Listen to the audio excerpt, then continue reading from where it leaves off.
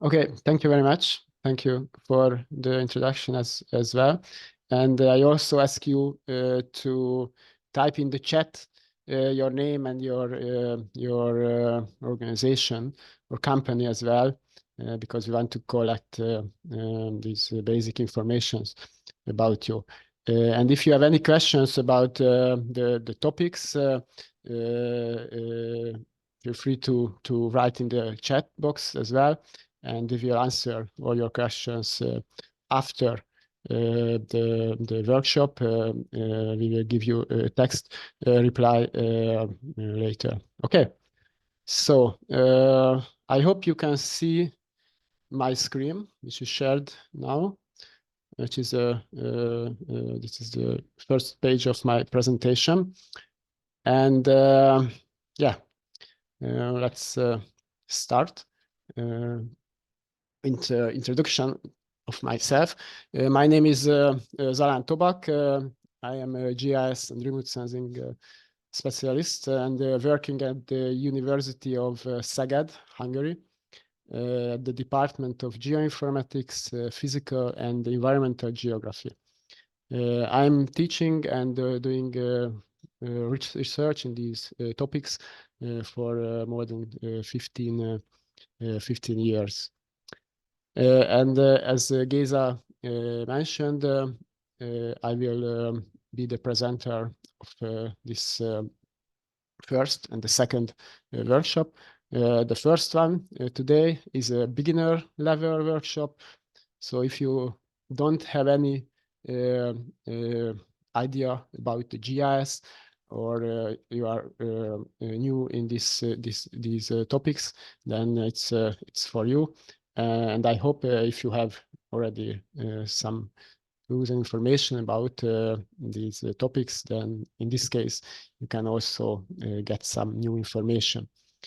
Okay, let's see the schedule and the topics for tomorrow, for today, sorry.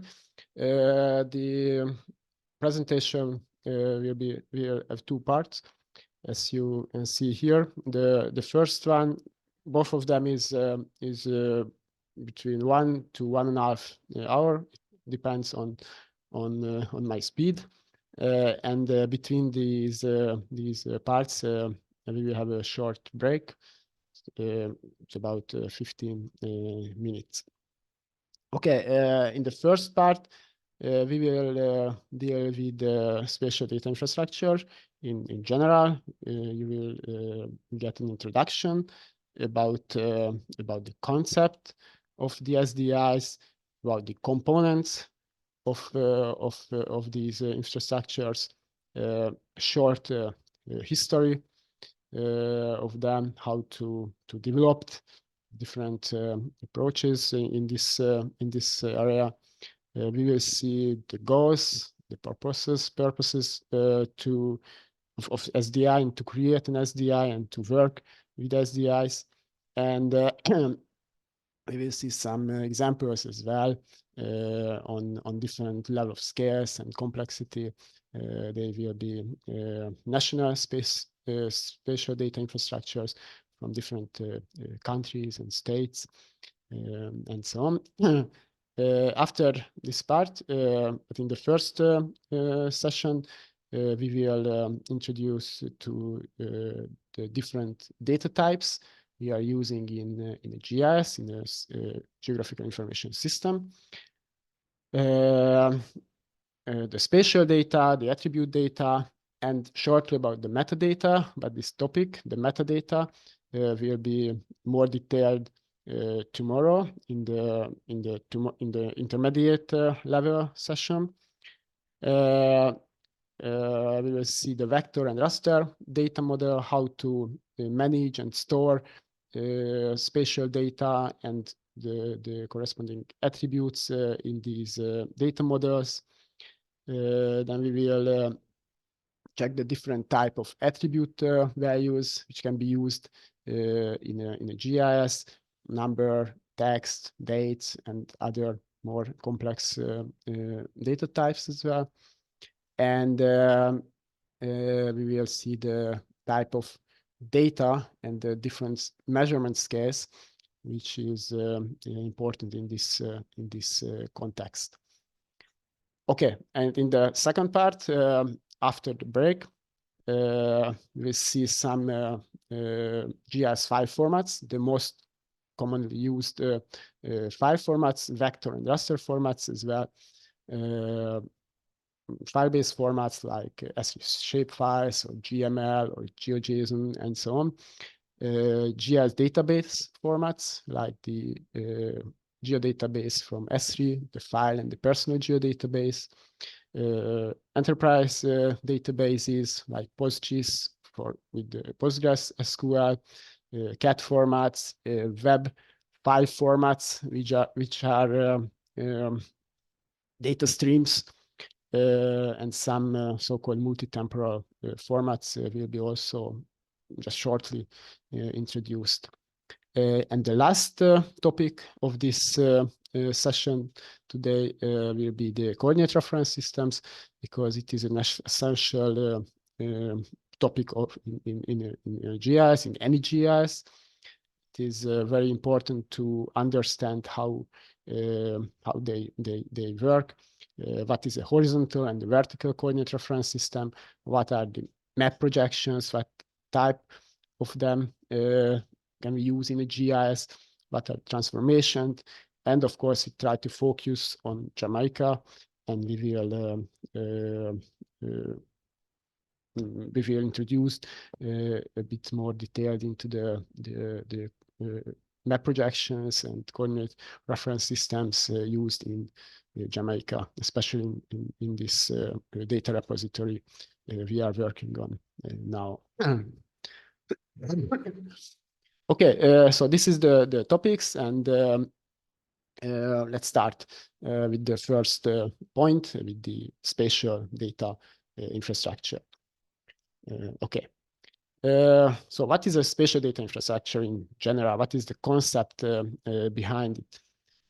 We can say that an SDI, spatial data infrastructure, is a specific configuration of a data infrastructure, and the goals is to manage and deliver geospatial data. So we are working with geospatial data, data which can be located everywhere in the space around us. But of course, it's not just about the data. Data is only one component of this system or infrastructure. We have to talk about hardware and networking tools and softwares, of course, which are altogether required to physically manage the data. So this is the IT component of these infrastructures. But next to that IT component, we also need to have appropriate policies and standards, and of course the users, personnel, who can operate, who can use this infrastructure.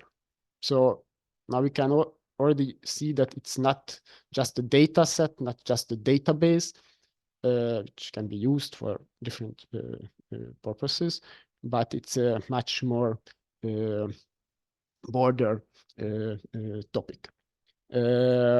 These geospatial data coming from different sources, of course, from different agencies, different organizations, and they can be stored in a central repository, in a physically central repository, of course.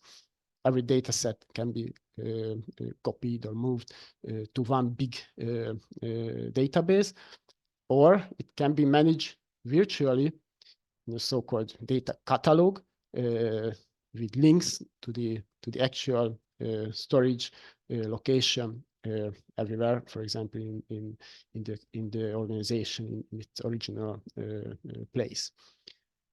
It's also very important that an SDI, a spatial data infrastructure, can exist at different levels and different levels of scale and complexity.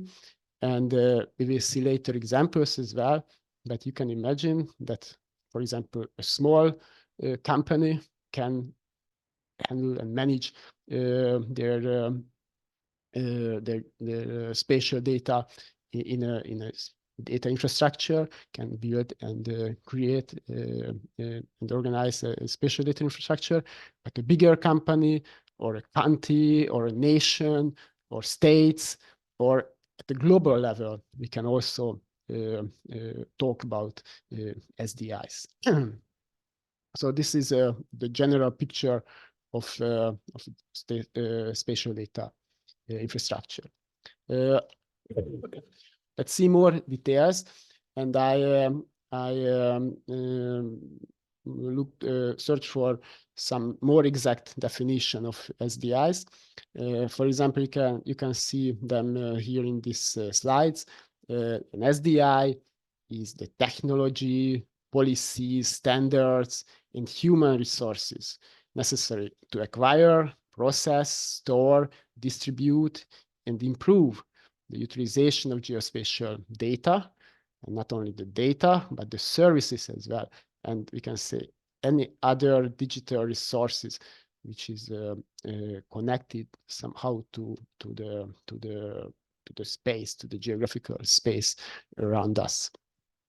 Another definition says that the SDI is a framework of policies, institutional arrangements, technologies, data, and people that enable the effective sharing and use of the geographic information.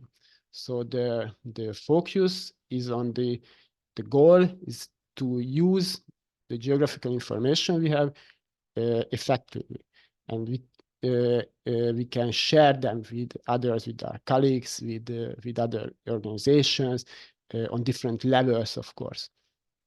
In Europe, we have a spatial data infrastructure, or we can say a framework for geospatial data, which is called INSPIRE, which is a spatial data infrastructure to support the community environmental policies that enable cross-border data sharing and provide interoperable services in support of policymakers and implementers, as well as business, science, and citizens as well. So on different levels, we can see the advantages of a spatial data infrastructure. An SDI, we can see an SDI as a system of systems as well, where the connections between the different participants, the peoples and the organizations are managed and processed. The data, of course, the data itself, and the technology which is behind the whole infrastructure, of course. An SDI, on the other hand, is an infrastructure that facilitates the discovery, access, management, distribution, reuse, and preservation of digital geospatial resources as well. So they are more detailed definition. There are some overlaps of them, and but we can see the more important points, the focuses of this topic of the spatial data infrastructure. I also collected some figures to present the logic of the concept of a spatial data infrastructure. One of them on the upper left corner, you can see different institutions, organizations, different participants in this network, and these institutions have, of course, geospatial data, or they have geospatial services, and they want to share all of these resources among others to the other participants. And of course, they need to do that, to share their resources. They need a network to access the data, and to exchange the data, of course. So they need IT components. They need policies and arrangements. And of course, they need standards to ensure, for example, the interoperability between different GIS in the different institutions. Okay, and the other figure on the right to the previous one, you can see these 4 components: the people parts, we can say, the policies and the governance, the IT parts, the hardware, software, network, and so on, the standards, different technical standards for example, for metadata, and for file formats as well, and the data, the data itself, the geographic content, of course. So in this picture, you can see 4 different components. In the upper left corner, the figure displays in the core parts, the metadata, the spatial data attributes data, so the data component of the SDI, and different interfaces to the users, of course, who collect the data or who are using the data in different formats, for example, as an imagery, satellite, or aerial photographs, or tabular data, maybe without spatial components yet. Some users need statistical reports, or just visualize the data, want to create nice maps for reports, and so on. And there are different processes around the data core, which can serve all these data exchange processes, like processing the satellite imagery, or providing different geospatial, geostatistical parameters from the data, and so on. And in the lower right corner, the image, the figure for the OGS, this is the Open Geospatial Consortium, emphasizes also the components of an SDI, like the standards, like financial parts as well, IT architectures, and so on. Okay. Good. Let's define the most important components. It is based on the previous slides, of course. We can say that to establish spatial data infrastructure, we have to, or we must, to integrate 4 components: the policies on different levels, institutional or national levels. They are important to establish a legal basis, and they eliminate the institutional restrictions, and it's important to allocate of all of these resources, and to give a guideline to establish spatial data infrastructure. Okay, these are the policies.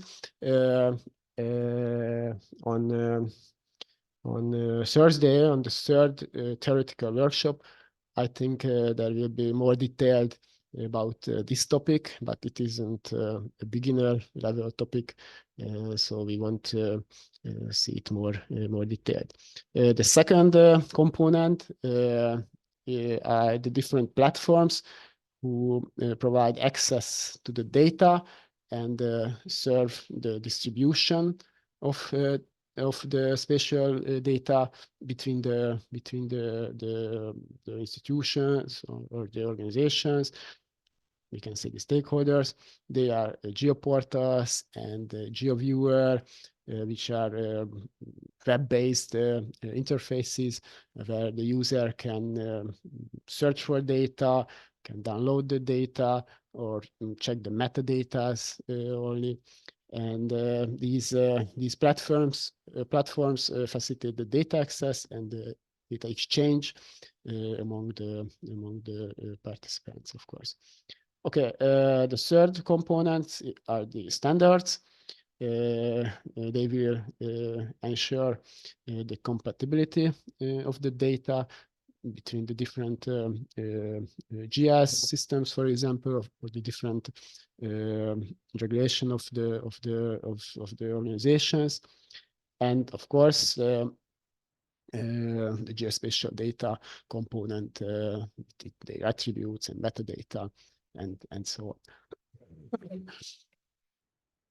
on. Okay, based on another resource, we can list the following components, like the GeoPortal. It was on the previous slides as well, which is a gateway, mainly on the website, so which the people can access, search, discover, access, and sometimes also visualize the geospatial resources, which are stored and managed in this in SDI.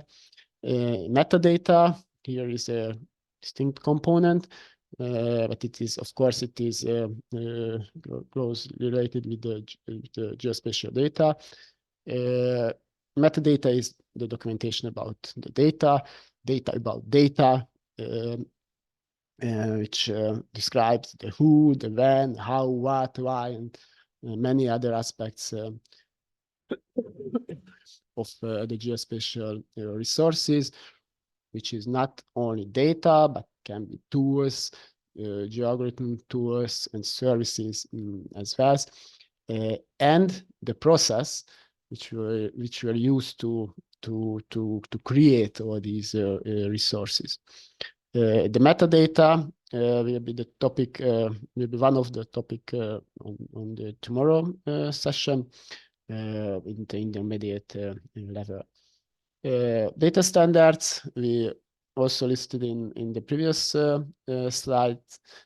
So these are commonly agreed specifications on how data should be recorded and described, of course. The interoperability, it is connected to the standards, of course, which is the ability to different GIS systems to share, exchange, change, and operate geospatial data and functions. So you can use ESRI software products, or you can use open source like QGIS softwares, but you have to use the same data set in both systems without any problem. So this is why the interoperability is important. And the web services, it is also about the data and the geospatial resource exchange, transfer between the organizations. These services provide standardized application programming interfaces to allow the remote access of the data. The users can query a subset, for example, of the data in time and space as well, and download the result, the response over the internet to the local computer, and then they can work with it.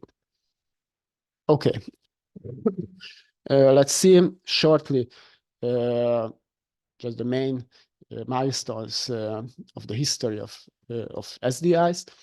We can say that since the beginning of the 90s, an increasing amount of geospatial data, servicing, maps, and any other resources appeared.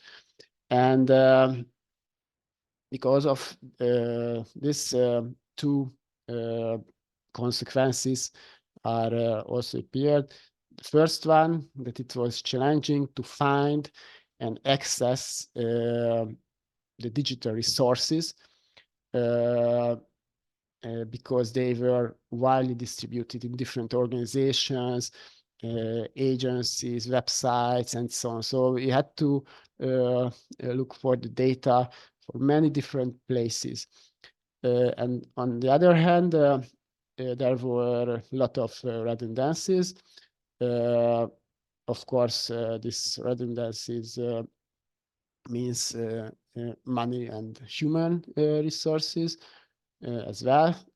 And the application was in the data collection and the maintenance as well. So they collected the same data, or more or less the same data, maybe with different methods, in by two different organizations, and they stored the data also. And then when we need the data in this topic, we didn't know which one to use. What's the difference between them?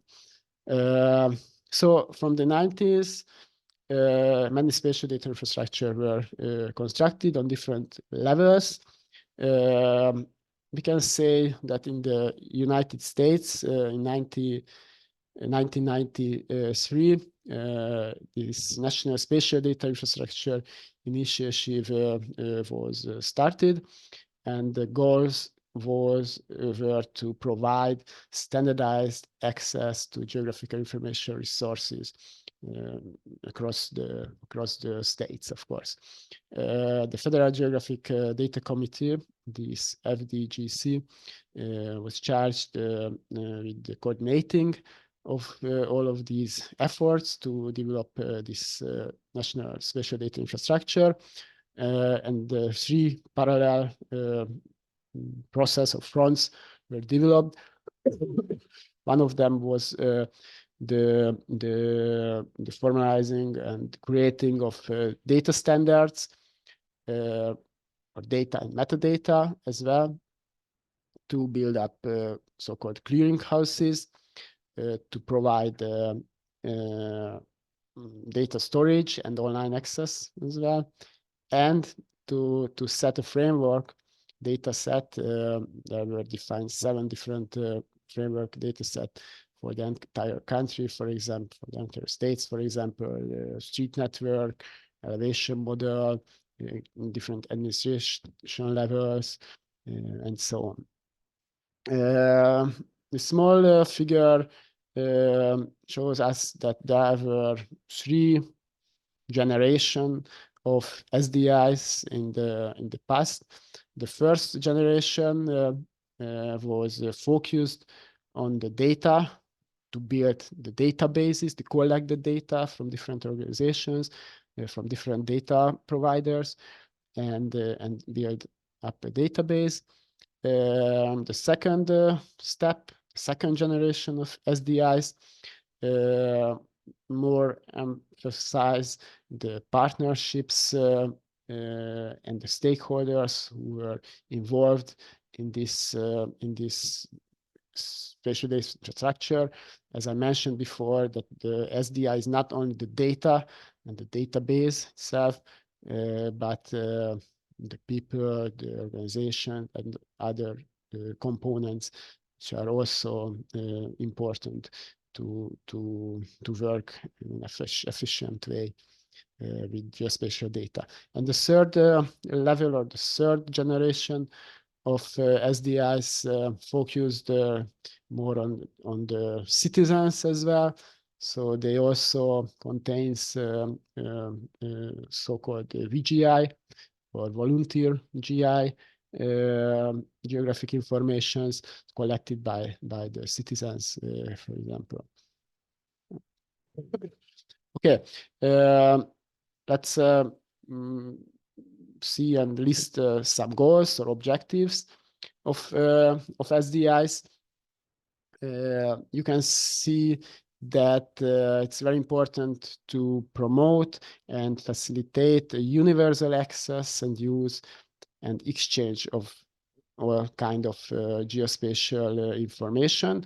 And the goal is to support the planning, the decision makers. It's also an important goal to to create an environment where the data can be coordinated, and the cooperation among the different stakeholders can be done. It's also important to eliminate the duplications. I mentioned before on some slides before that was one of the first problem, that different organizations collected the same or more or less the same data. That was because that was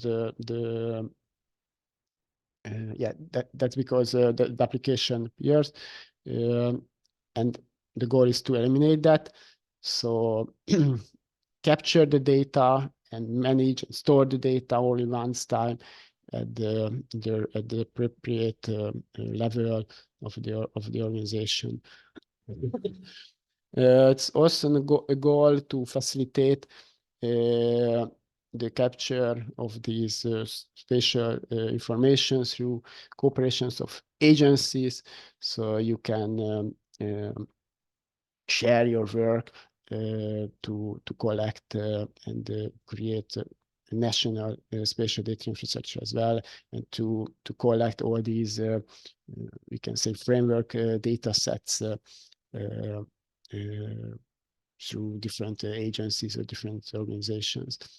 It's also important to promote an effective management and maintenance of geospatial data. Of course, it is more efficient if we have one centrally managed storage of the data sets of the geospatial resources. Yes, and it is also important to protect the copyright related to these data, so to facilitate the protection of the state copyright in works related to any spatial information. Okay. I also listed some goals or objectives, which is based on Dangermond and Kuchard.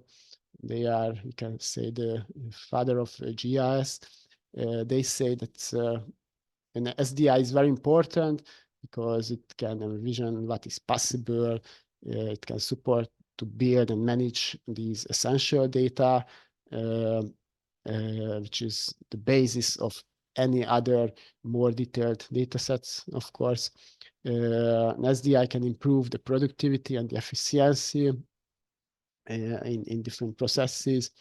It can help and develop the sustainability, sorry, and in this way to minimizing the environmental impact.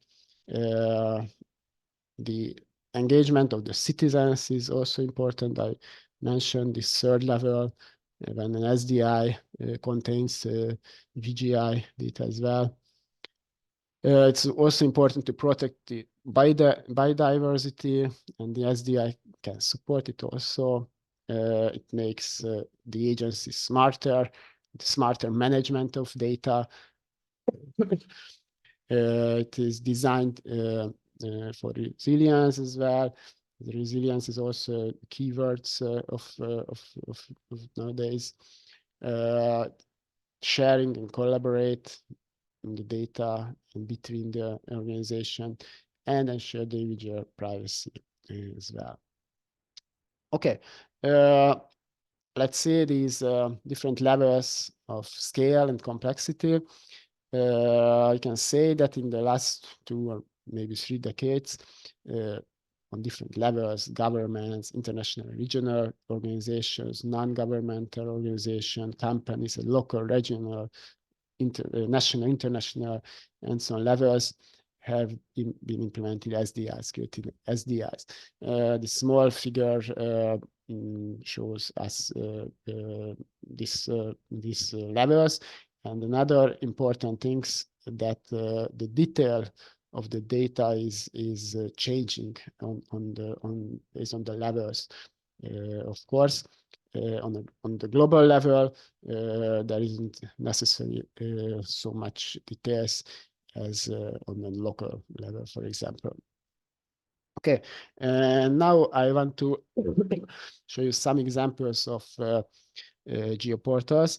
These are the, you can say, the visible parts of an SDI. So in each case, you can imagine an SDI behind these portals, these websites, these interfaces, where the user can browse different geospatial resources and can use it, can connect to its own environment, these geospatial data.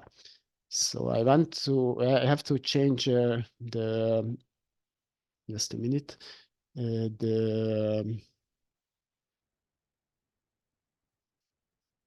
my screen sharing.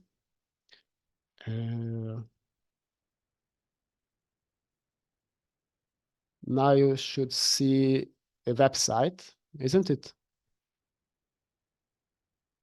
Do you see this website now? Yes, yes. It's okay to see. So this is the geoportal of Pennsylvania, a state in the US, where you can use different keywords for searching different geospatial data, or you can search the data by providers, the data provider, or you can browse the data sets in a very simple way, in a folder structure, or you can browse data and services as well by different topics like imageries, elevation data, hydrology, and so on. And let's see, for example, the elevation data. The result of this, you can say, query, it's a list. It's a list of data sets with descriptions, of course, the date, the time interval of the data, a short description, of course. The data provider is also mentioned here.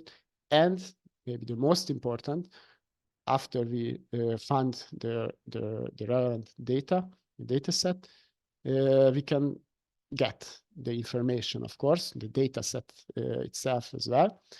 Or we can just see the metadata items, which is mainly stored in XML formats, but now it is formatted a bit to read it easily. In the metadata file, or you can see in the metadata, you can get information about the data set or the service, of course, categorized into different groups, like the identification information. There are information about the data quality, the spatial reference, for example, the coordinate reference system, which is used for this data set, about the features, the entities which are stored in this data set, the attributes of them. It's very important to have information about the distribution. What are the restrictions, for example? How can we use the data? How cannot use the data? And there are information about the metadata as well, with different contact infos, like the providers of the metadata, who has created it, when was it last time updated, and so on. So this is the metadata part, which is also which can be also browsed via GeoPortal. Then you can also download the data. It is in most cases, it is when we are talking about vector data, it is in ESRI shape format. we are talking about raster data like imageries and digital elevation models and so on.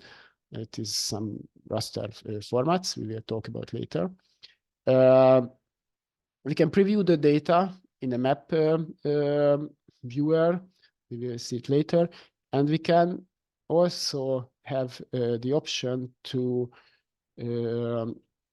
use the data in our own map, in our GIS environment, in ArcGIS or QGIS, via web stream. So the data is stored still in the spatial data infrastructure of Pennsylvania, but we can visualize and we can use in different analysis the data using these web services, but we will talk about later a bit more. Then it's very common to have a map viewer of the data set where we can select and turn on and off different layers. I try to do it here, maybe not here, but here are the layers. We can turn on and off the layers. We can see some attributes of the features on the layers. We can export the data or create a layout from a selected area, and so on. Okay, sorry, I have to come back to the slides. This is it. And another examples also from the United States, the GeoPortal of Florida. It has more or less the same structure. I changed the sharing, sorry.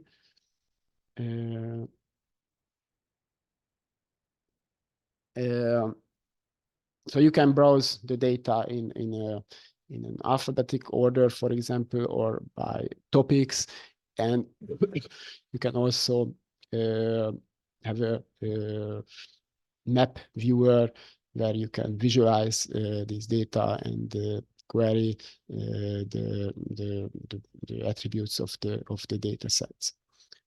Okay, I don't want to see it more details, but if you are Google for spatial data infrastructure or geoportals or national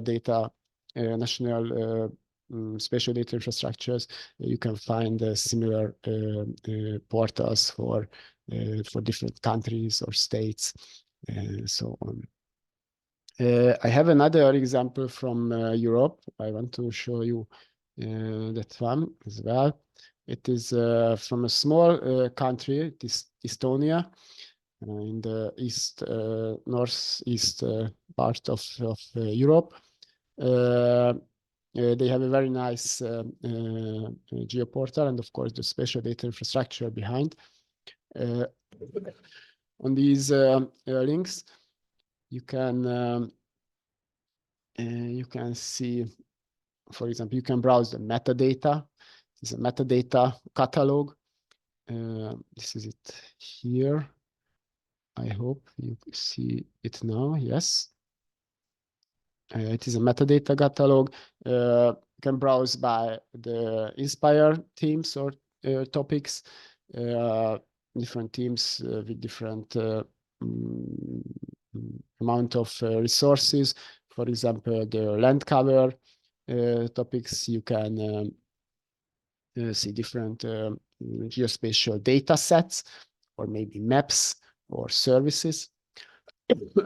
And as you select one of them, you can see the access, different options to access the data set via these web services, or you can see the metadata as well. This is about this resource. This is the metadata parts. It is in a formatted way, but an XML file is, of course, behind this information. Contact information, who is responsible for the data, and so on. technical information, what kind of coordinate reference system were used, what is the file format if you want to download this data, and so on. And the other link from Estonia is a map viewer. It's more or less the same data set is behind, but you can browse it on the map. Change the sorry, and this is it. Change the sharing. So this is the map, and the structure is the same. There is a layer list where you can browse, turn it on and on the layers. And yes, you can also search for different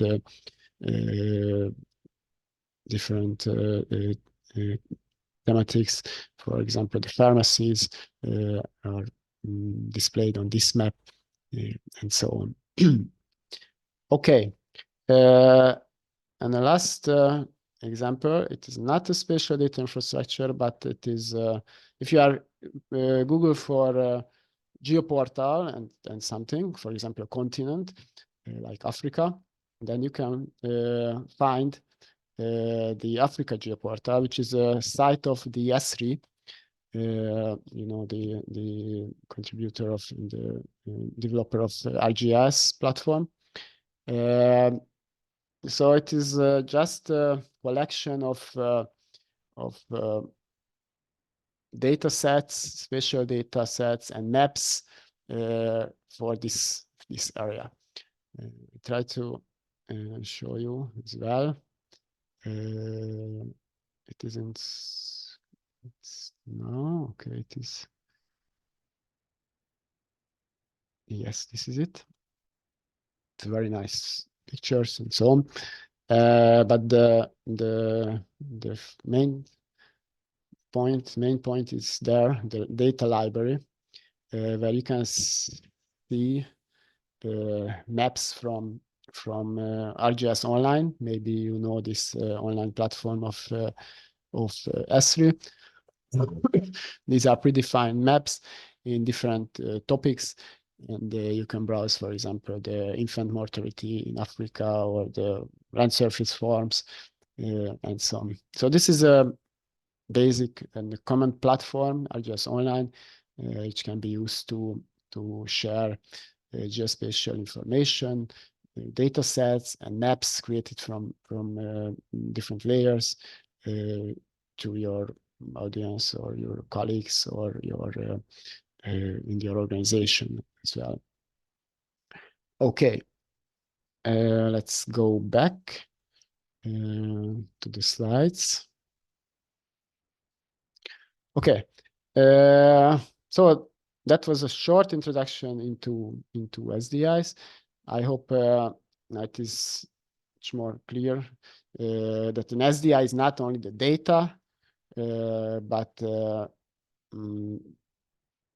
more components as well as the standards and the IT components and anything else. Okay, let's jump to the next topic, which is the spatial data, attribute data, and the metadata we want to talk about today.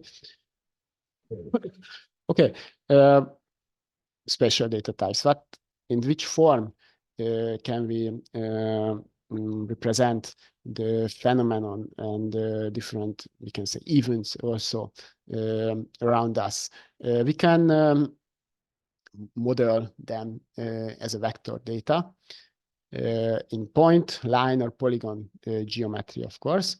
A point is very easy. It's described by 2 coordinates, or maybe 3 if we are working with the elevation and the vertical position as well. So we using 2 coordinates, latitude, longitude coordinates, or an easting, northing coordinates in a projected system. We will see it later. This is the point. This is the point geometry. It's very, very simple. The next type, the line or polyline, is a sequence of vertices, which we can say coordinates, x and y coordinate pairs, which define the nodes or the vertices along a line.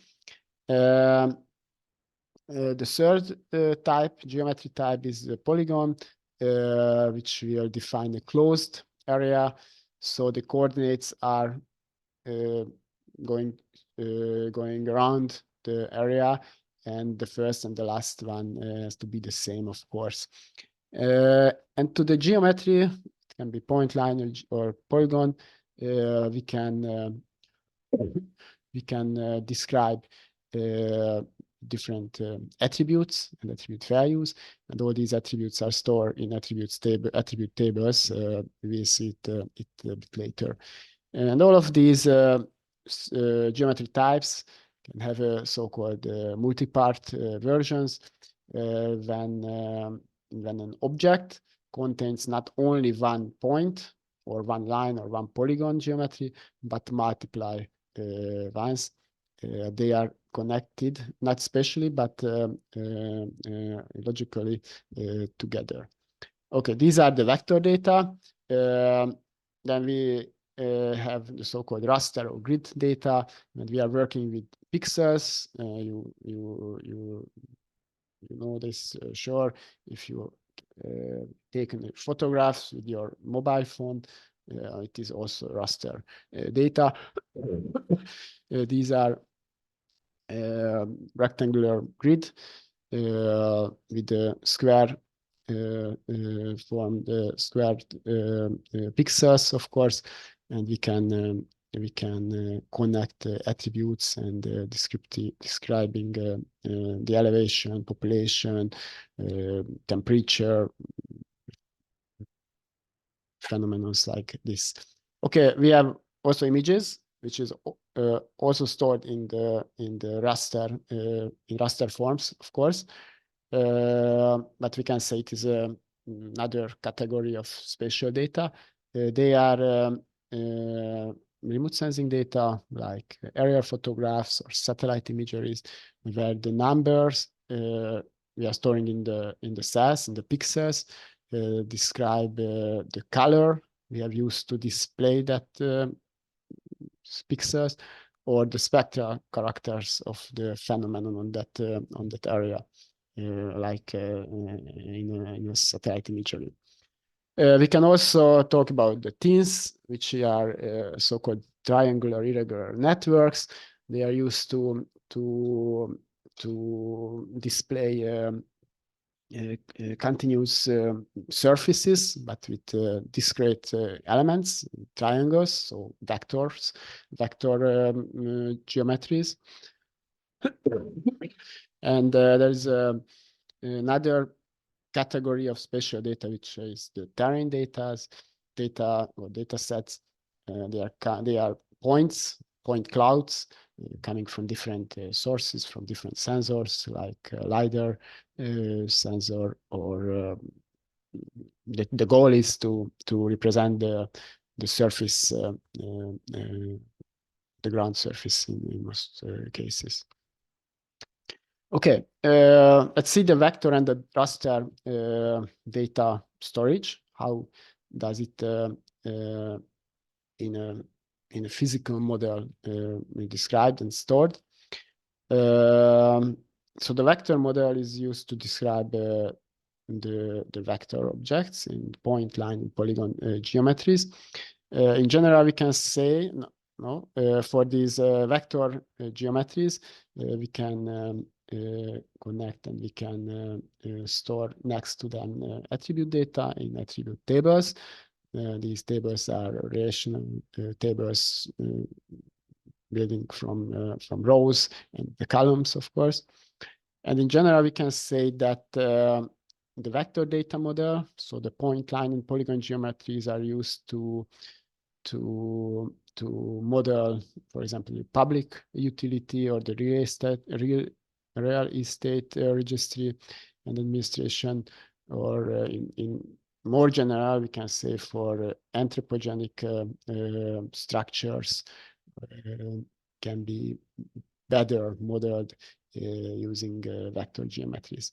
The data collection time, the data collection, it is time consuming or more time consuming. It require more time than the other model, the raster model. We will see it later. The data density is lower, so we are measuring coordinates. We are collecting the data only in discrete positions, and we want to create a continuous data set. But the geometry accuracy is higher. We can measure that point in millimeter accuracy, of course, for example. And the data structure is more complex. We will see it in the following slides. Okay. This model is feasible for network analysis, so we can build up a network from edges and nodes, and we can calculate routes along the networks and so on. And the graphical representation is simpler than the raster model. Okay, for the point geometry, we can see that's very simple. We can have to store an ID, a unique ID for each geometry, and the coordinates, the X and Y coordinates, will describe the position of the coordinate of the points of the object. And next to this, you can say columns in the attribute table, we can add the attributes. Sorry, the figures are from Hungarian slides. That's because you can see comma as a decimal separator. Of course, it is a point in, I think, in Jamaica as well. Okay, and in the last line, you can see spaghetti and topological model. There is a difference between, of course, but not in the point geometry. We will see it in the line and the polyline geometry, the difference between the data storage idea and the structure. For a line or polyline geometry, we have to store the vertices of the line. Of course, we have a unique ID for each object, and the coordinates, the XY coordinates, coordinate pairs are listed and describing the line, the geometry, and we can add attributes, of course, here. This is the spaghetti model, which means the lines don't know anything about the relationships between them, so they don't know that they are crossing each other. For example, you can see, or you cannot see, that there isn't any point here in the intersections in the spaghetti model. The same, or it's very similar for the polygon geometry. In this case, the first and the last coordinate are the same. Of course, it is important to close the area we are describing. In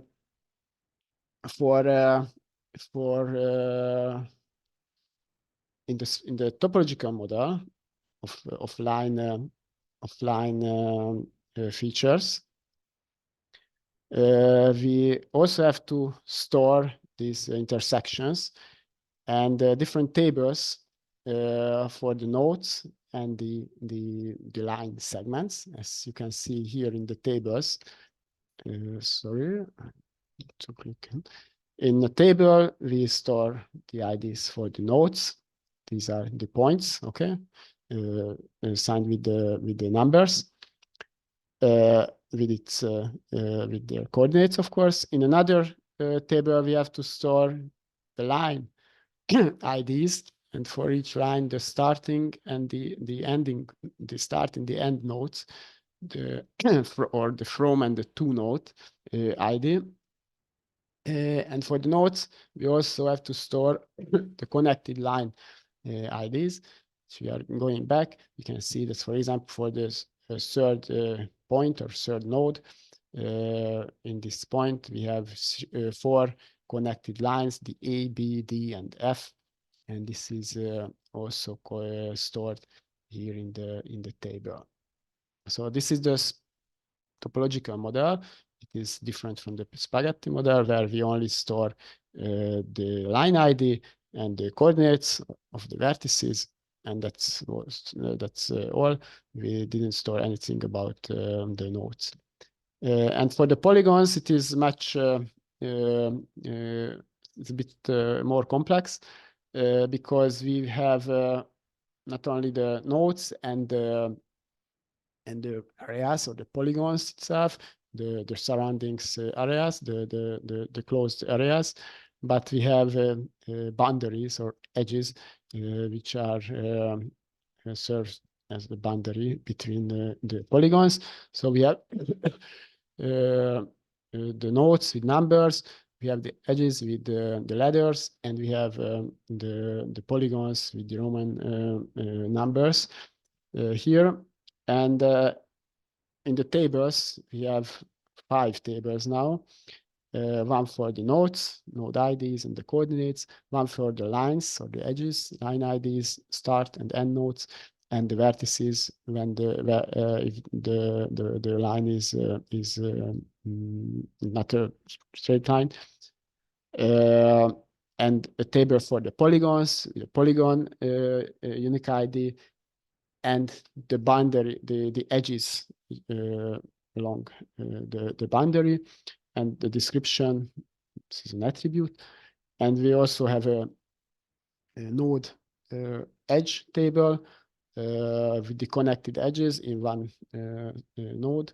And the 5th table store the line and line and polygon connection or relation for each line ID. You can you have to store the left and the right polygon. So the direction of the line is also important. The start and the end node will define the direction of the node. Okay, in a vector data model, as I mentioned, we can create so-called networks, and we can work and analyze networks. A network is built up from nodes and edges. Here you can see that the node is stored with a unique ID, a coordinate pair, x and y coordinates, and the connected, the ID of the connected edges into that node. And an edge is defined by a unique ID again, the ID of the start and the end node, and attributes, for example, the weight of that for that edge, for example, the length of the edge, or the number of lanes, as if we are working with roads, and so on. And using a network like this, we can do different network analysis, like point-to-point calculation. We can find the shortest or the fastest road, of course. We need a weight for each edges, of course, to calculate the shortest or the fastest route. We can define service areas, or we can optimize the fleet to order the locations, for example, in a efficient order, to minimize the time or the distance. We can do site selection analysis, or create an origin destination cost matrix using a network like this. Okay, it was the vector data model, and in the raster data model, we describe an area using continuous grid. It is most often a rectangular grid with squares equal side distance. And in this grid, we can define a position with the row and the column of that pixel or cell. So it is a pixel-based model. So the basic element is a pixel. So we can add attributes to the pixels. This is the minimum area we can analyze. It is used for remote sensing data sets like aerial photographs, satellite imageries, and so on. And in general, we can say it is used for environmental monitorings, not in anthropogenic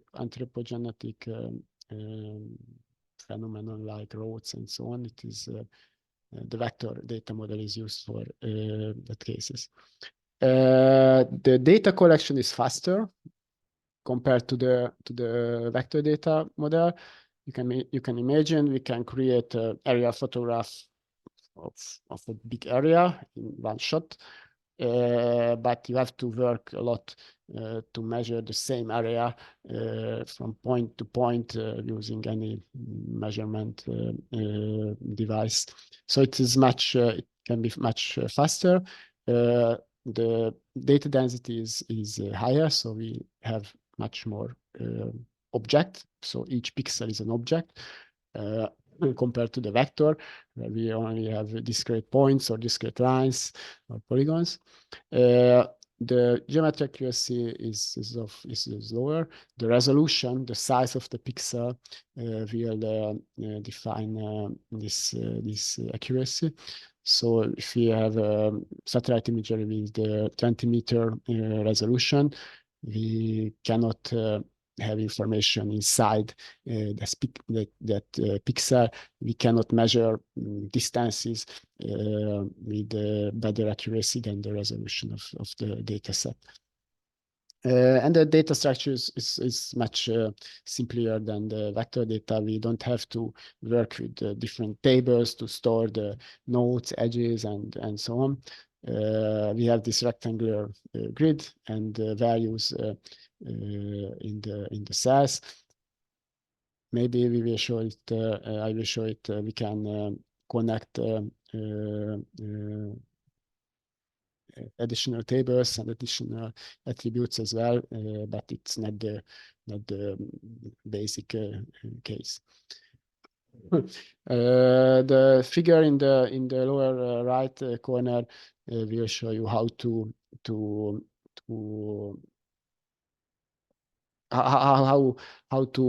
model a phenomenon in vector and the same phenomenon in vector and raster model.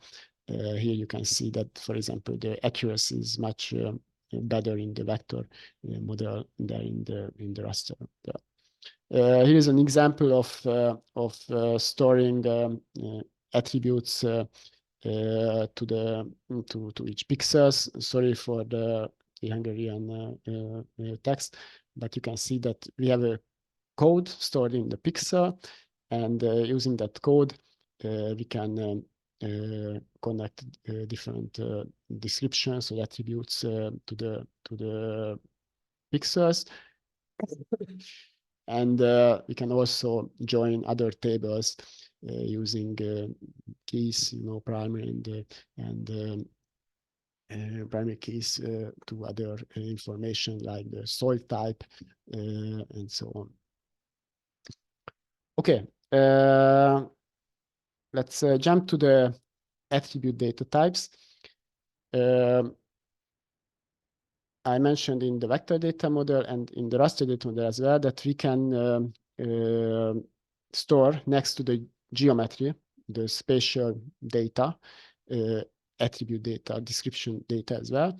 And this attribute data can be different types. There are, you can say, 3 or maybe 2 main types: the character or text, and numeric data. Of course, we have any other types, but these are the most important groups of attribute data types.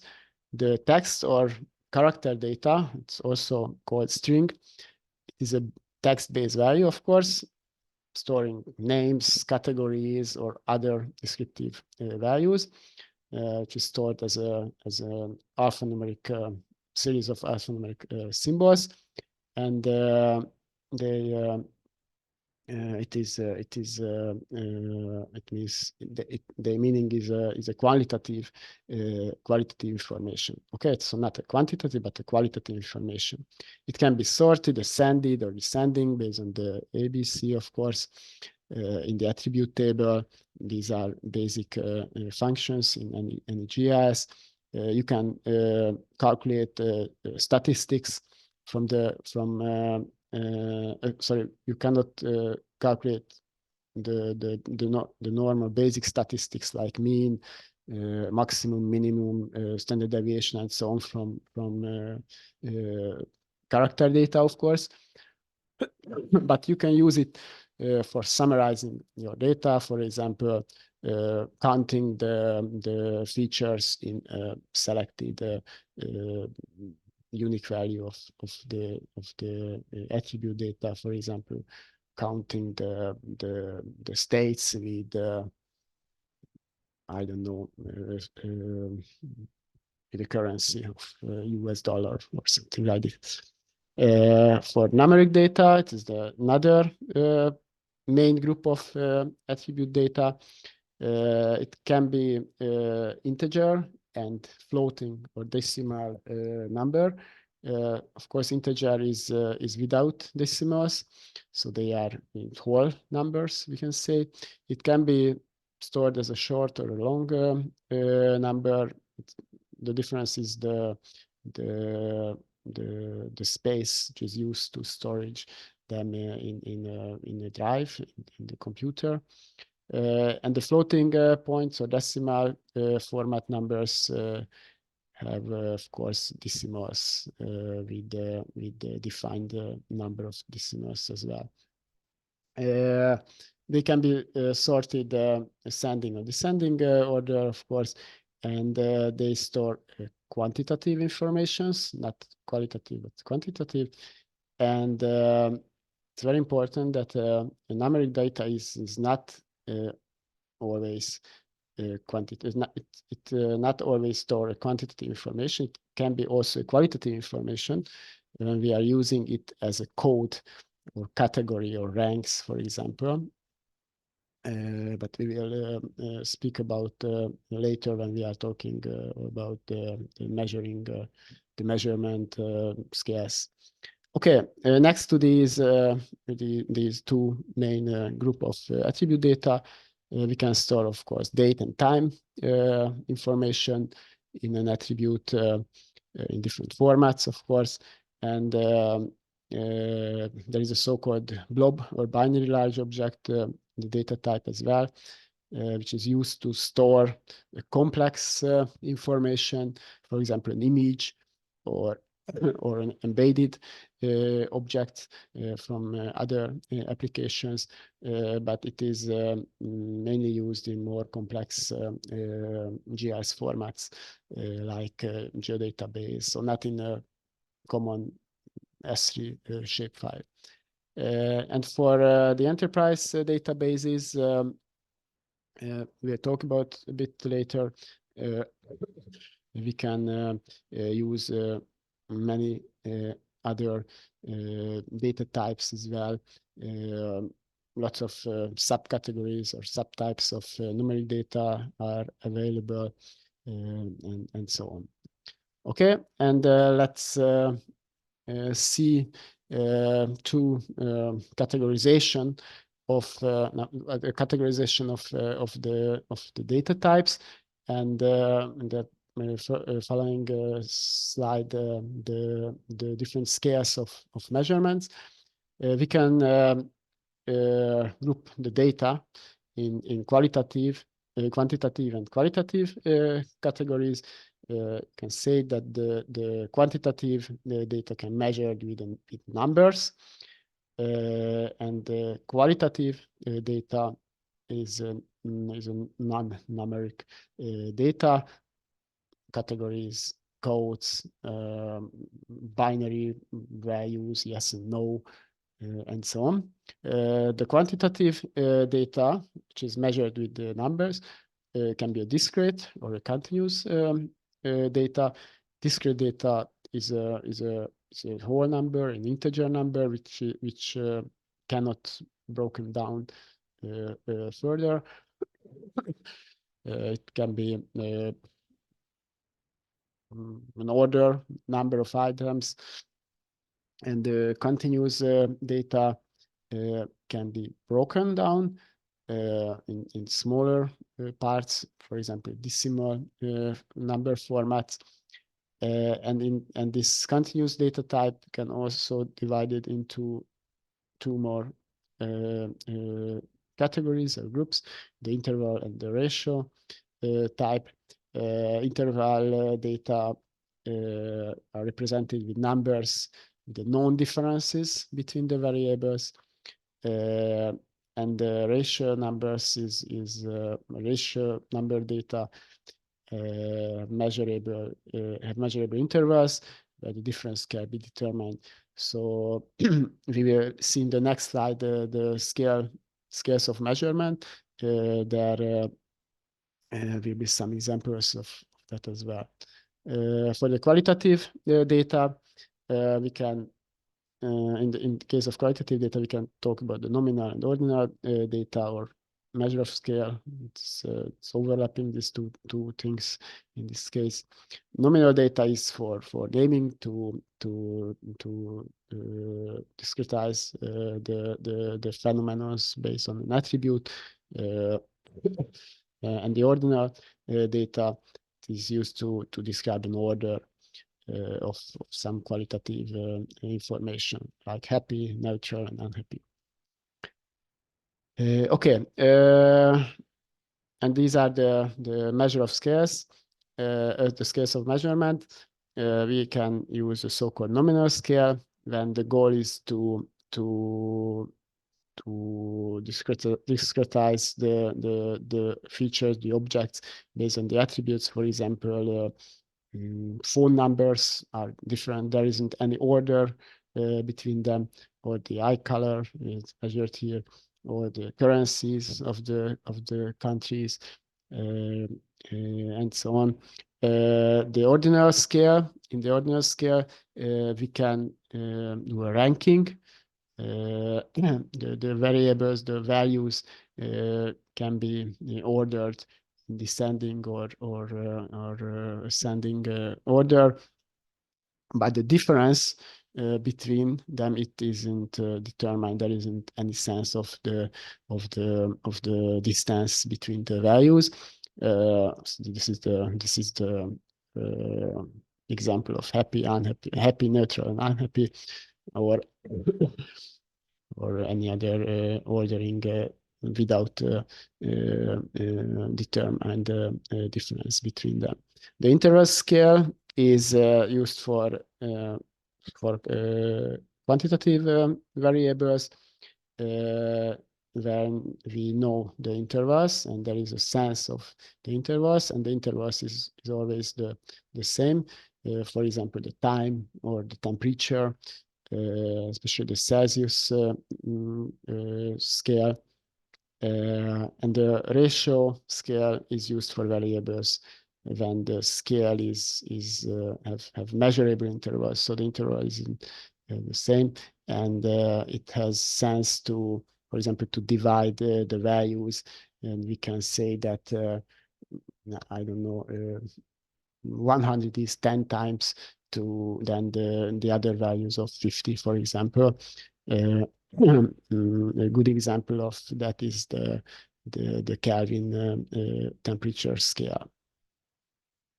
Okay, so we can use different type of data as an attribute, and we can measure it on different scales, and we will see that we can store our geospatial data in vector or data or vector or raster model in different file formats. And after the break, we will see that. And yes, it was the first part. And now we have 50 minutes break. And I think we should start at 45. It's okay. Maybe it's 70 minutes, but it's okay for you.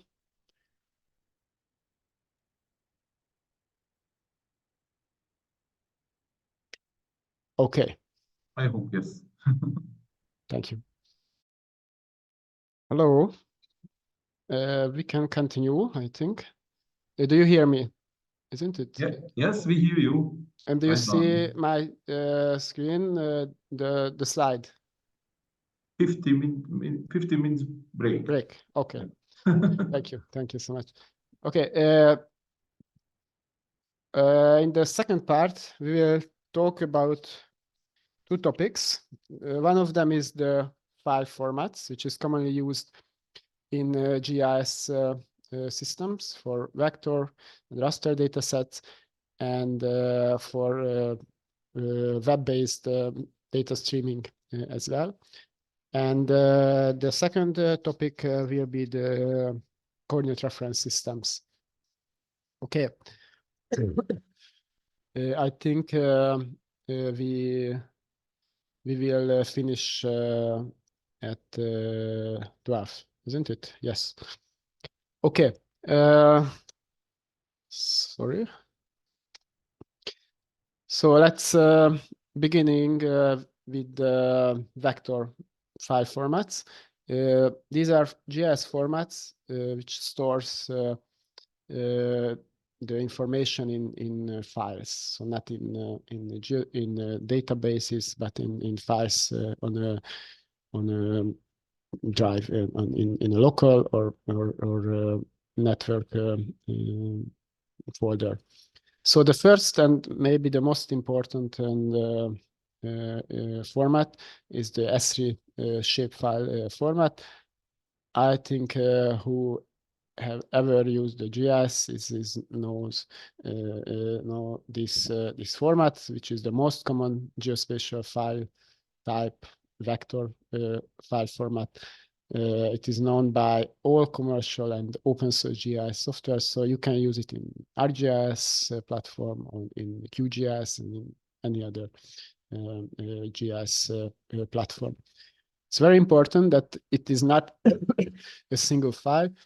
It is a complete set of 3 files. So 3 files that are mandatory to make up a shapefile. And these files, or the extensions, because the file name is, of course, the same. These extensions are the SHP. This file will store the feature geometry in binary format, so we cannot read it in a text editor, for example. It's a binary format. The second file, mandatory file, is the DBF file, storing the attribute table of the features, and it is the common DBase for data format. It can be opened in any database platform, or even in Excel. It can be also edited, but it's not a good idea to edit it outside of a GIS. And the third file is the SHX, which is an index file defining some connection between the feature geometry and the attributes in the attribute table. Next to these mandatory files and extensions, man can find additional files next to the mandatory. These are optional files. They have, of course, their own functionality. They add some extra information to the shape file, to the data set stored in the shape file. One of the most important is the PRG file, which is storing the project information. It is a well-known text format, so you can read it in a text editor as well. Then you're gonna have an SBN and SBX files defining the so-called spatial index. It is support faster spatial queries, for example. And there is an shb.xml file storing the metadata to this data set. As I mentioned before, the metadata is more or less, but always stored in XML file format, and any other extensions can appear in a folder of shapefiles. Small examples from JAMAICA. This is a land use data set in the shapefile format. You can see the mandatory files and some optional files as well. Okay. Shapefile is a very widely used, very common GIS format, but it has, of course, some limitations. For example, it cannot store the topological information. If you remember, I talked about in the vector data model, and we can store a line or a polygon in a so-called spaghetti and in topological model as well. So the shapefile support only this spaghetti, this simpler way to store the geometry. So we only store the vertices of a line or of a polygon, but we cannot store the nodes and the connected edges and so on, which was presented earlier. For this reason, to store the topological information in a vector data set as well, the ESRI has different other vector data formats. We will talk about them later, like the ArcInfo coverage. It is a older, we can say, historical format, and recent formats which support topological data storage is the geodatabase, the personal and the file geodatabase, but we will see it more detailed.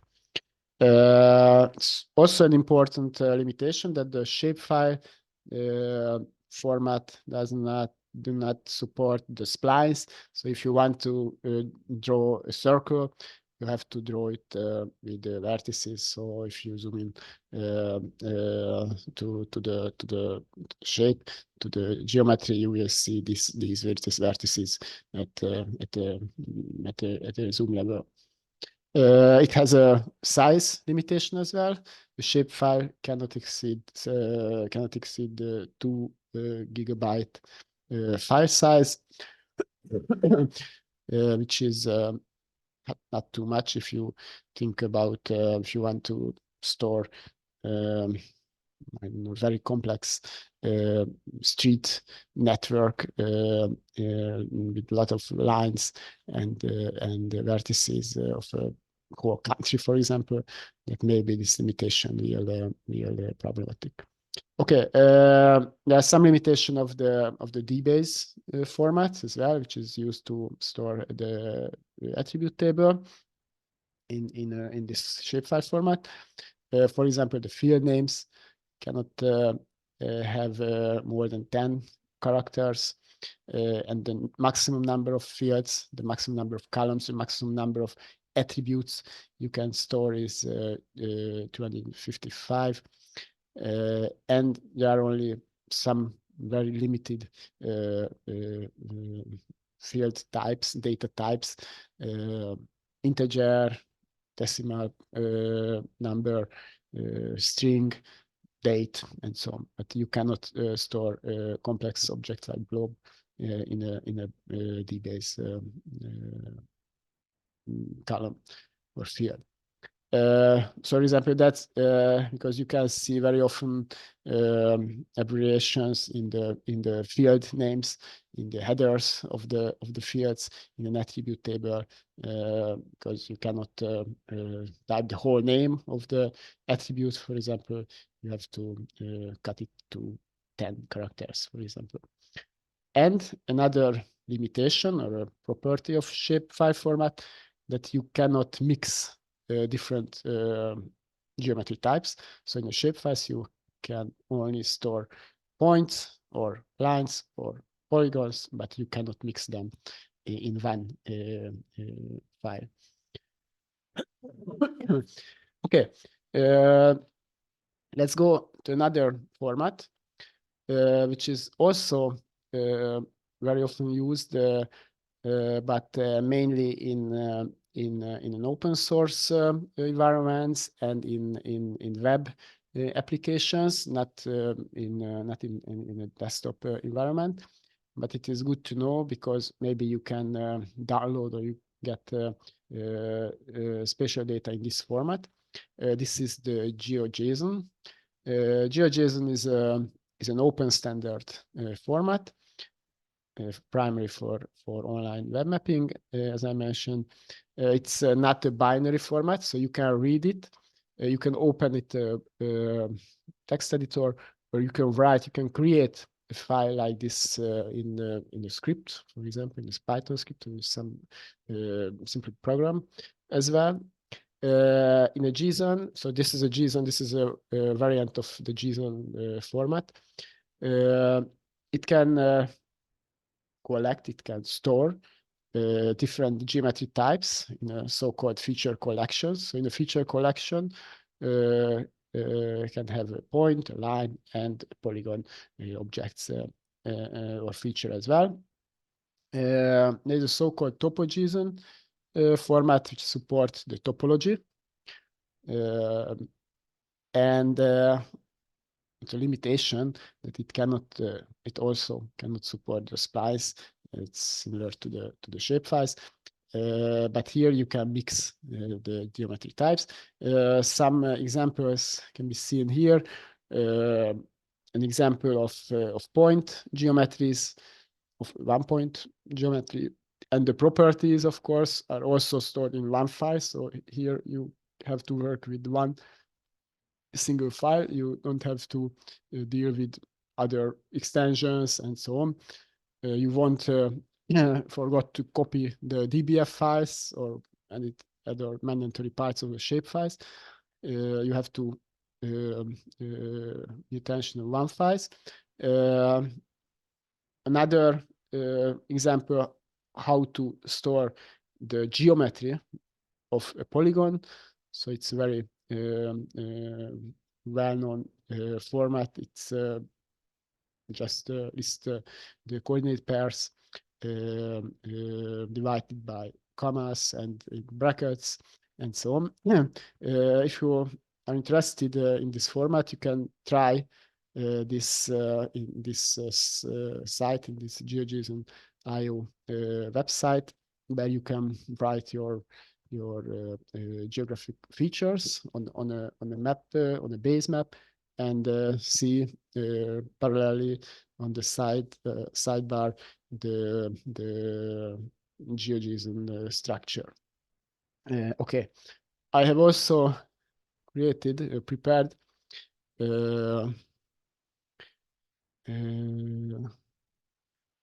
just a moment. Yes, it is it.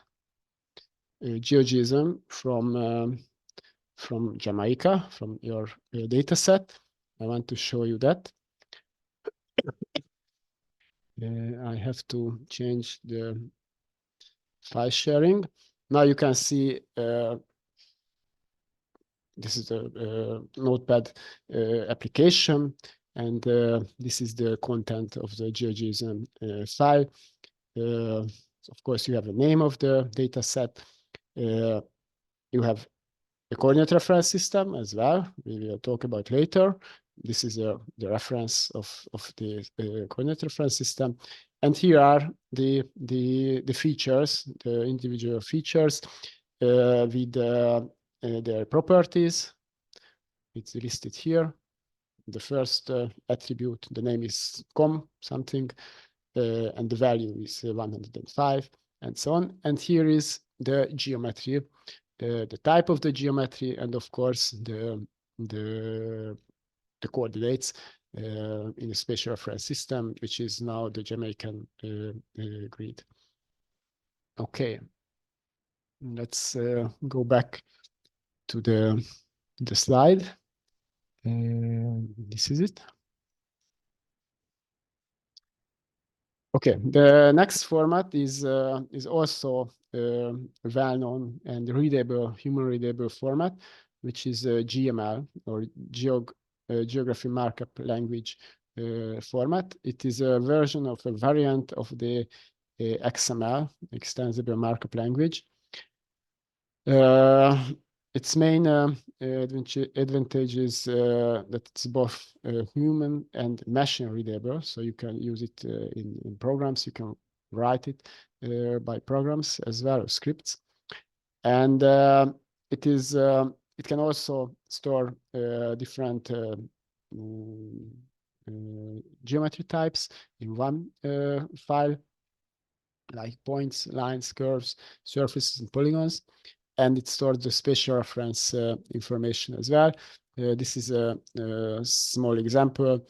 The main part is here, where you can see the envelope, the bounding box of the feature, and the coordinate of the feature. It is also point geometry, and it has a attribute, a name attribute, which is first now in this simple example.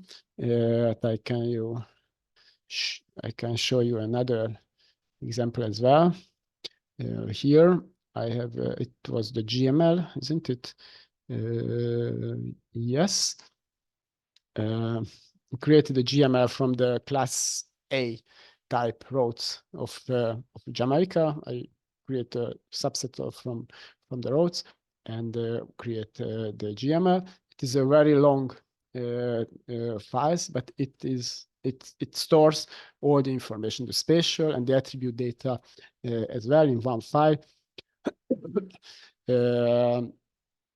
Here are the geometry, the coordinates, the vertices of the line, and then there are the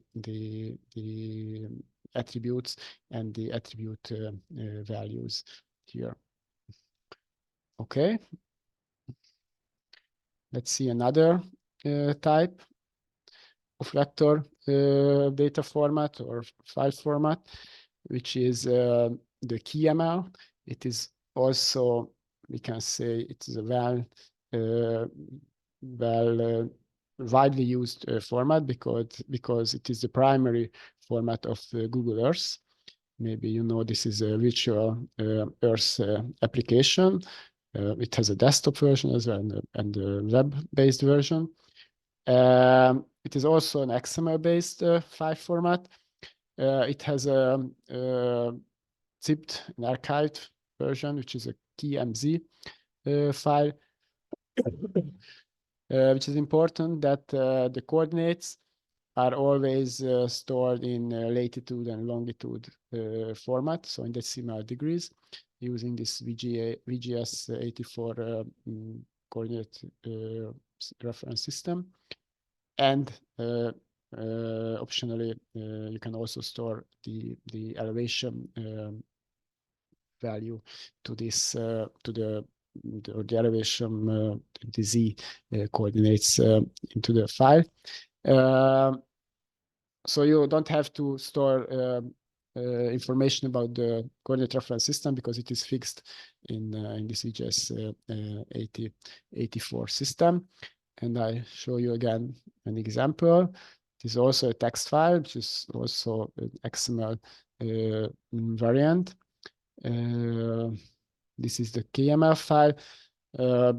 I created it from some hotels, guest houses, and villas in Jamaica. So here are the so-called place marks, which are the features of the objects.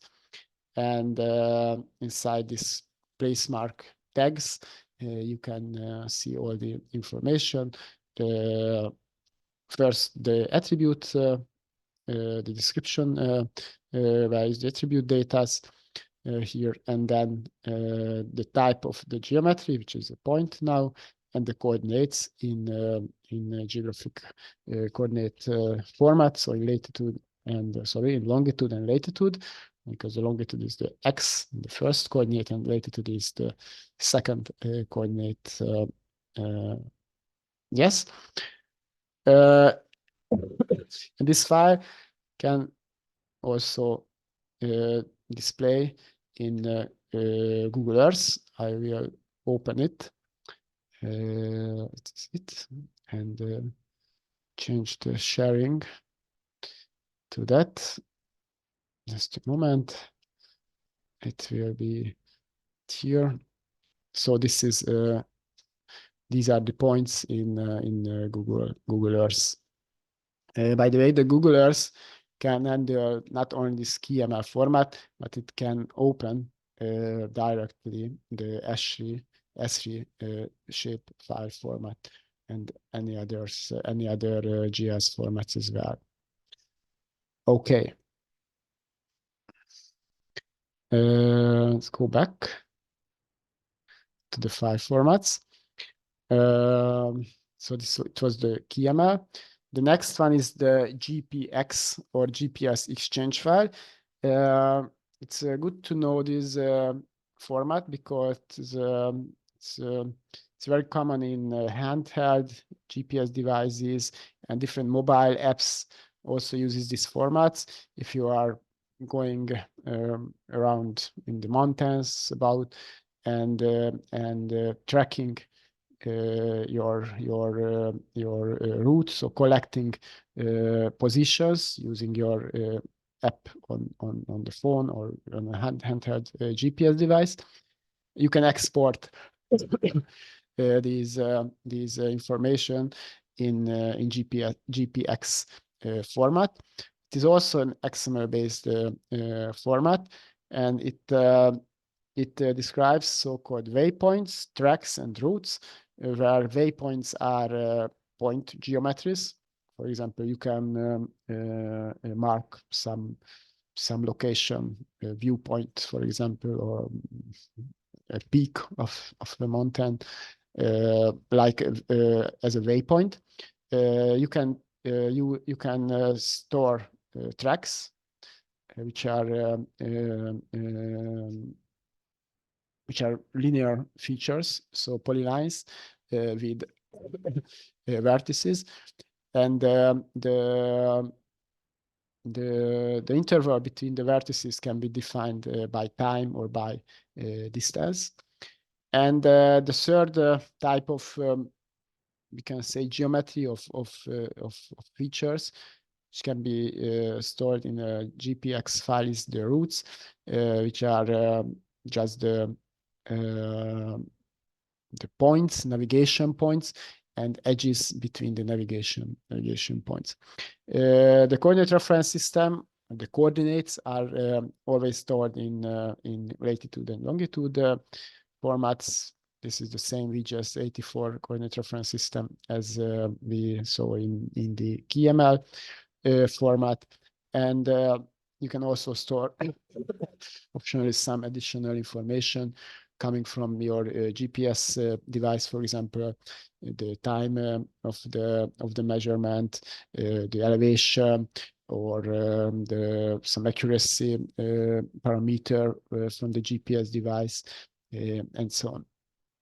And I can also show you a small example from Jamaica. I have a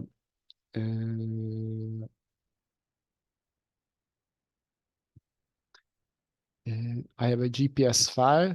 This is a track close to Kingston. I won't be there, but I created on an online platform. You can plan a track everywhere on the Earth and save this track in GPX format. So I in this example, in this GPX file, you can see only a track. This is the track object, and the track points, so the vertices along the tracks, are stored with latitude and longitude coordinates, and as an additional information with an elevation. And if you have an elevation and you have the X and Y coordinates, you can create, you can draw, but the online platforms, for example, can draw a nice elevation profile of this track. Okay.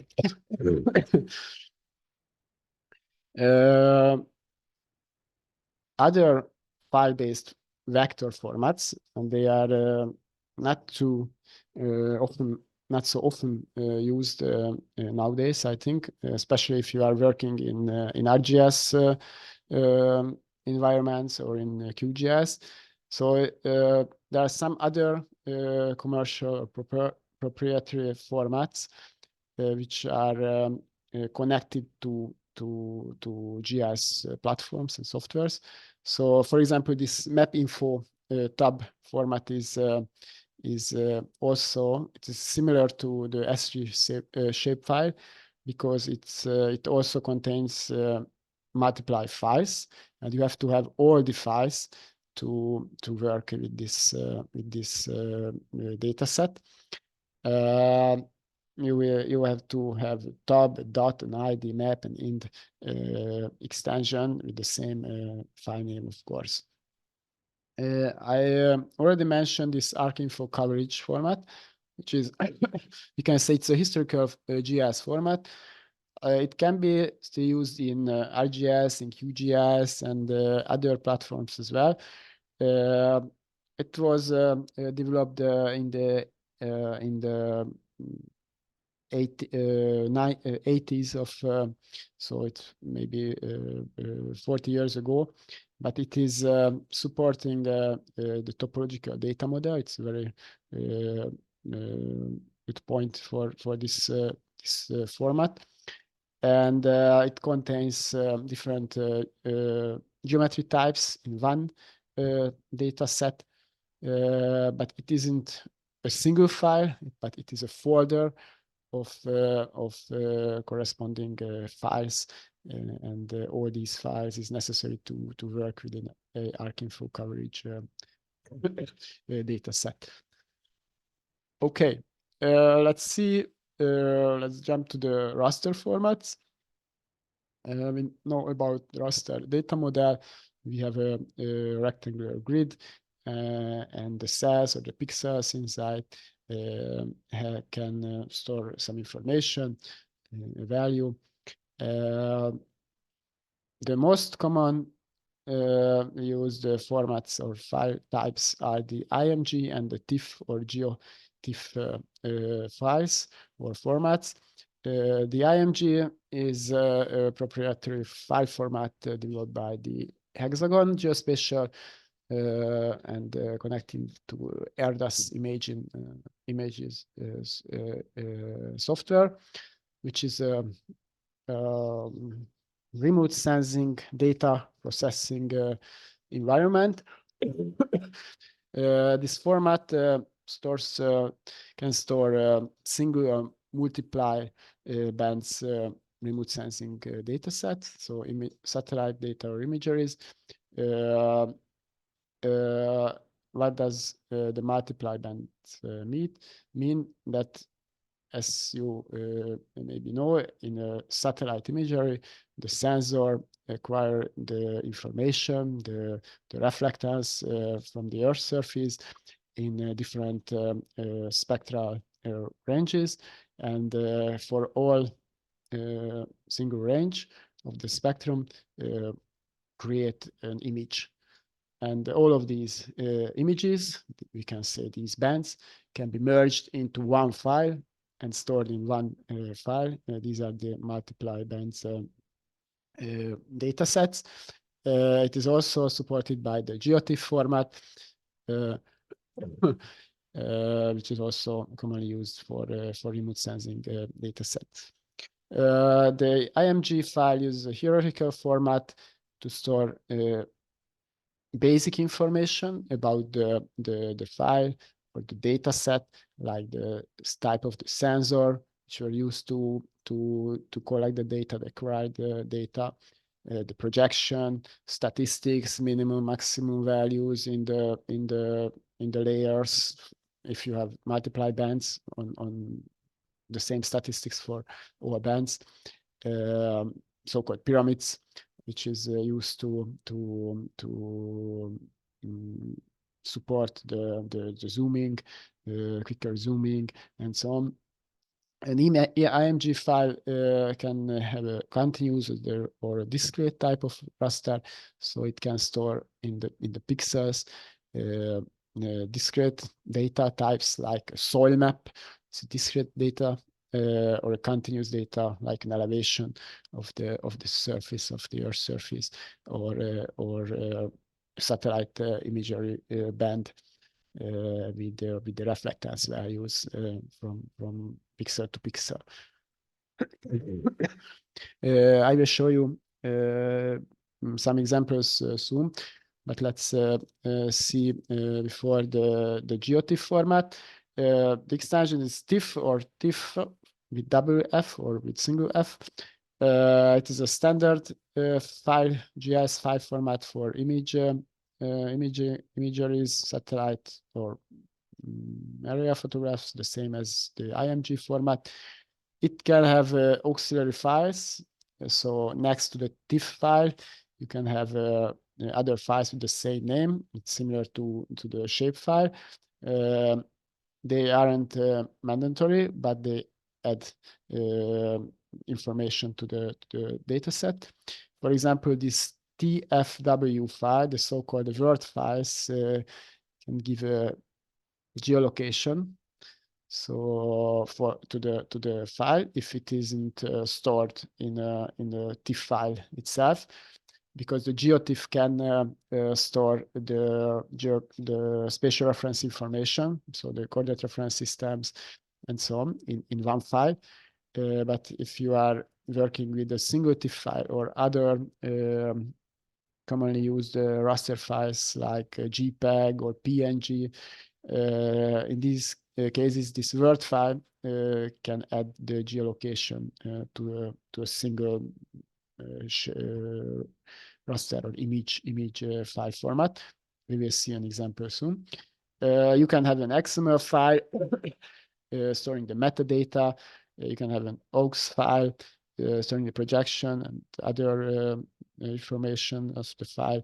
And this OVR file, it is the pyramid file, which, as I mentioned, support the faster, efficient zooming of the data and more efficient processing of raster data set. Okay, and I have to jump back to this is the QGIS software. Sorry, I know that you are preferring ArcGIS desktop and ArcGIS platform, but I don't have the software here.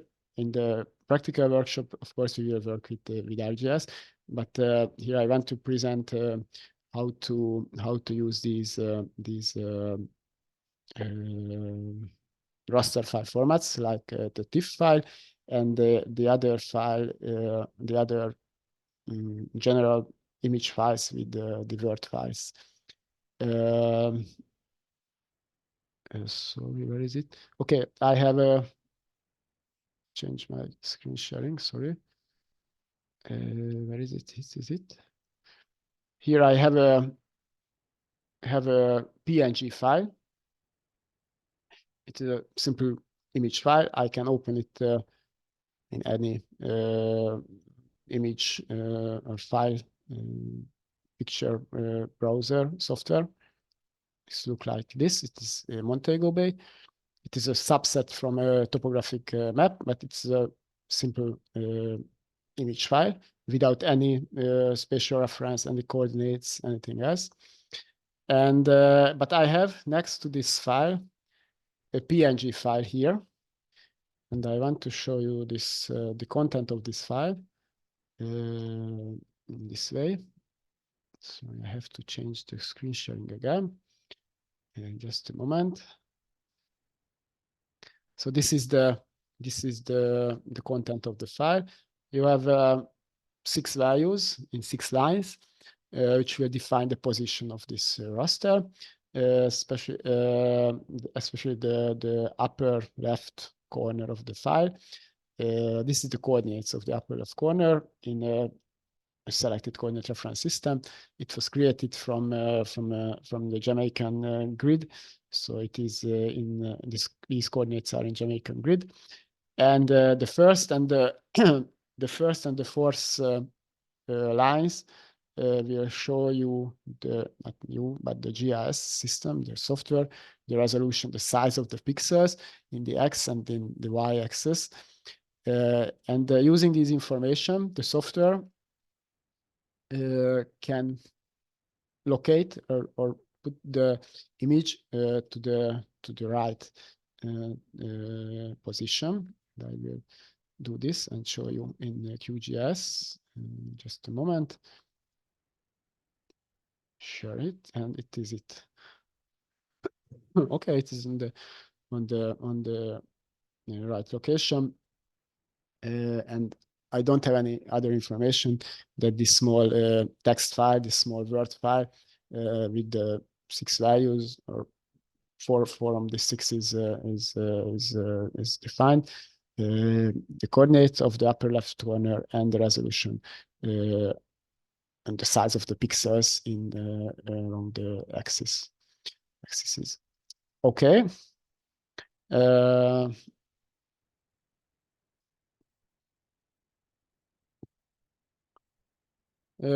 Of course, there are other raster file formats as well.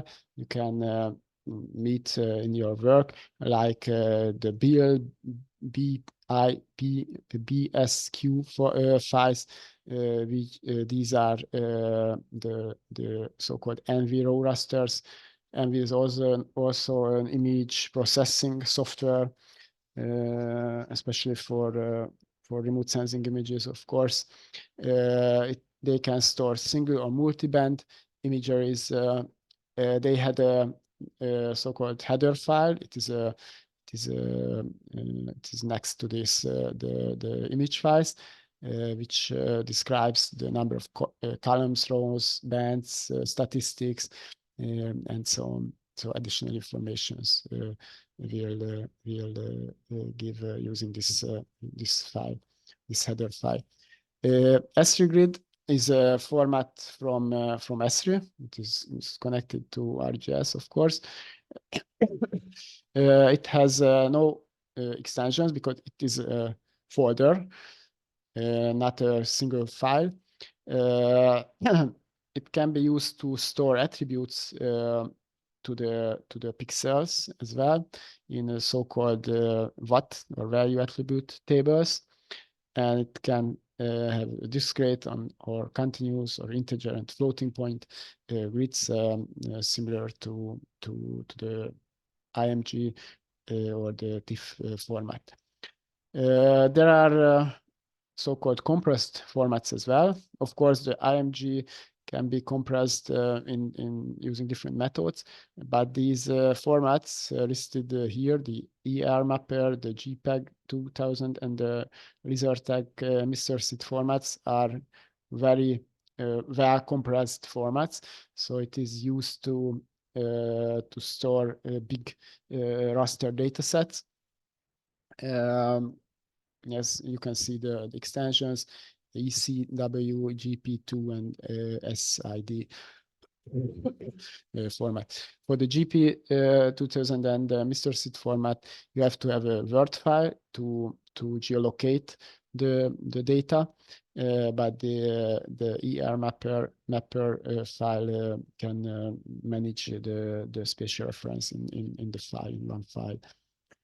Okay. Okay, let's see the GIS database formats.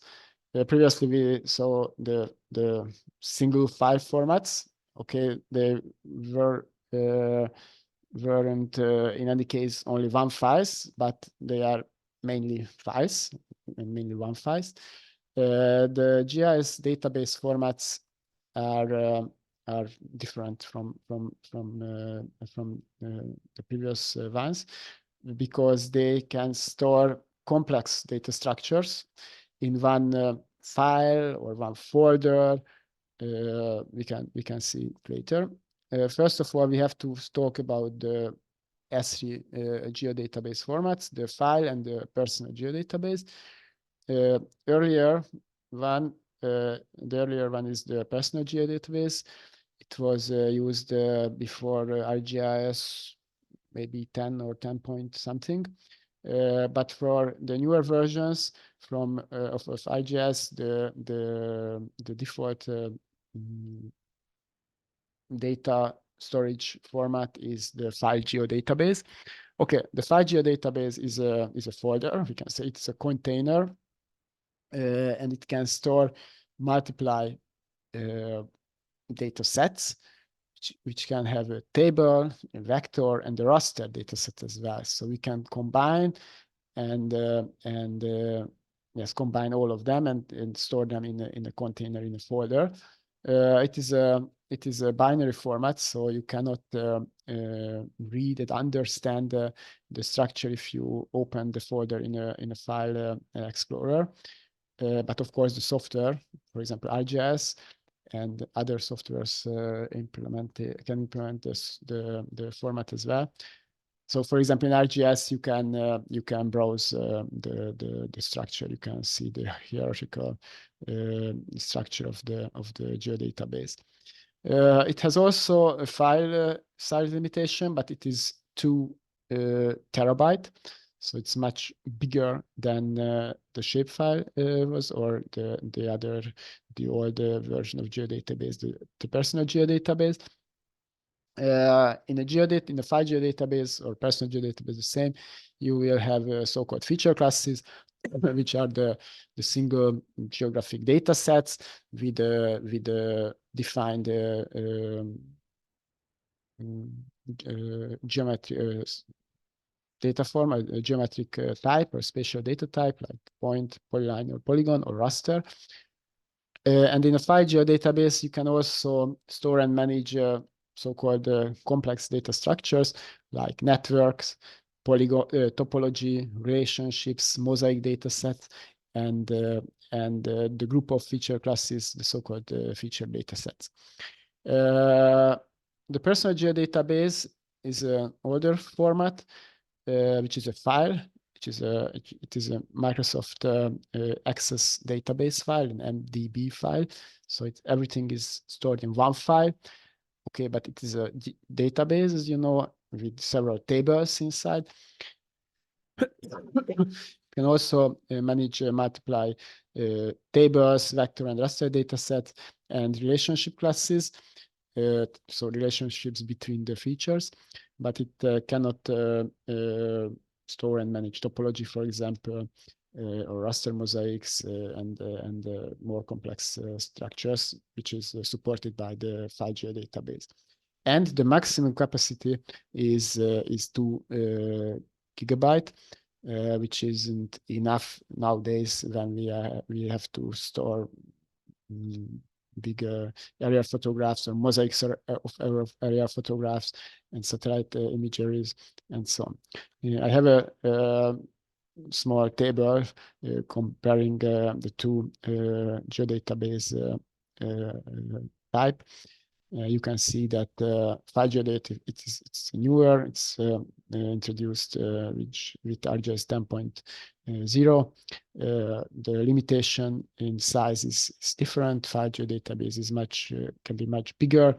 The multi-user support isn't available, not from the file geodatabase and not for the personal geodatabase.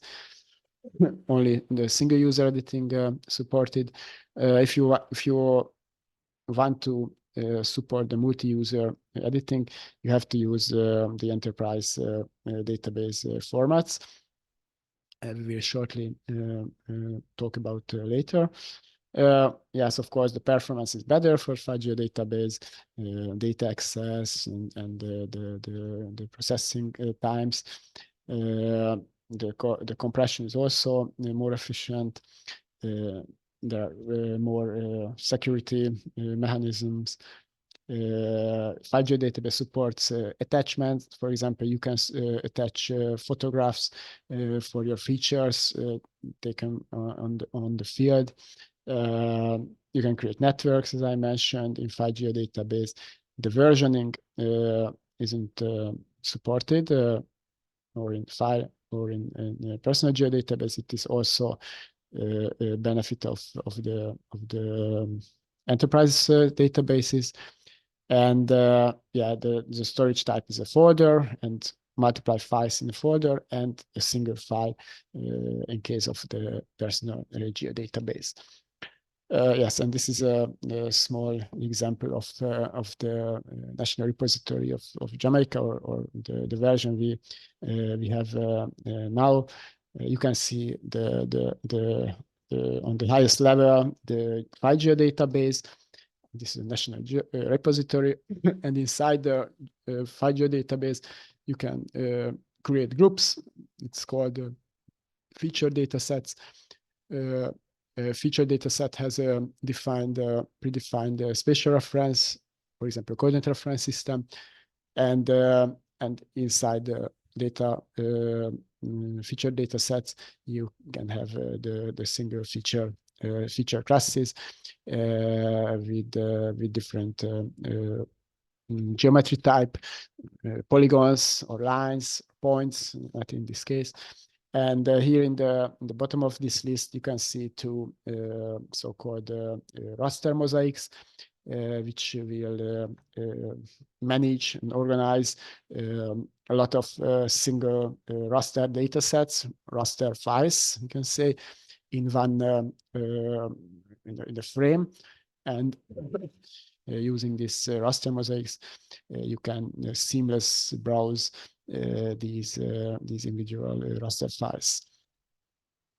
Okay, another widely used, especially in an open source and QGIS platform database, GIS database format is the Geopackage, the OGC Geopackage. It is the file with GPKG extension. It's so-called self-contained serverless SQLite database. SQLite is a lightweight database management system. It's a file with files. So this Geopackage is the base, the default formats now in QGIS. Just a small example here. When you can see that inside the Geopackage, inside this Geopackage, inside this database, you can say you can store different type of geometries, of course, in different. We can say if you want to compare with File Geodatabase or ESRI Geodatabase in feature classes, but they are stored in one unit of data storage in this Geopackage.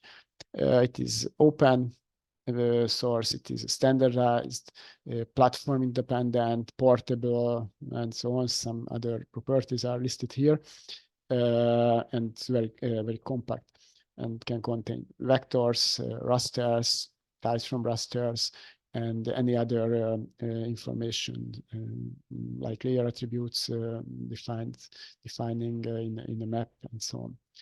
Okay, the next format is the so-called Spatialite. It is also an SQLite database, which is extended by support of spatial data types and spatial capabilities, you can say. In a Spatialite database, it is a file, finally, SL3 or SQLite extension. You can store spatial and non-spatial data together in one file container. Okay, I mentioned here that it's similar to PostgreSQL and PostGIS configuration, which is an enterprise level database. We will see it on the next slide, I think. Yes, here are two examples of enterprise databases which can be used to store geospatial data. By default, the basic database management system like the PostgreSQL or the Oracle and the Microsoft SQL Server and so on do not support the spatial data storage and spatial indices and spatial functions. But using extensions like the PostGIS extension for PostgreSQL, we can store these spatial data types, vectors and rasters as well inside an enterprise database management system or database. In the figure, you can see the hierarchy, the structure of a PostgreSQL database with this PostGIS extension. You can have, for example, a table with the spatial reference systems and tables for each data layer or data set, like this data, doesn't matter, these are settlements. And next to that we can store our data, the coordinates and the attributes, of course, together in tables. You can perform spatial analysis using tons of functions, spatial functions. For example, you can intersect geometries, or you can create buffers around the polygons inside the PostGIS, the PostgreSQL system without any GIS software. And the other example is the ARC SDA Enterprise Geodatabase, which is we can say the highest level of spatial data storage in the RGS architecture system. The basis is an enterprise database. It can be Oracle, Microsoft SQL, DB2, or PostgreSQL as well. And on top of them, the RGS ARC SDA will support the version editing.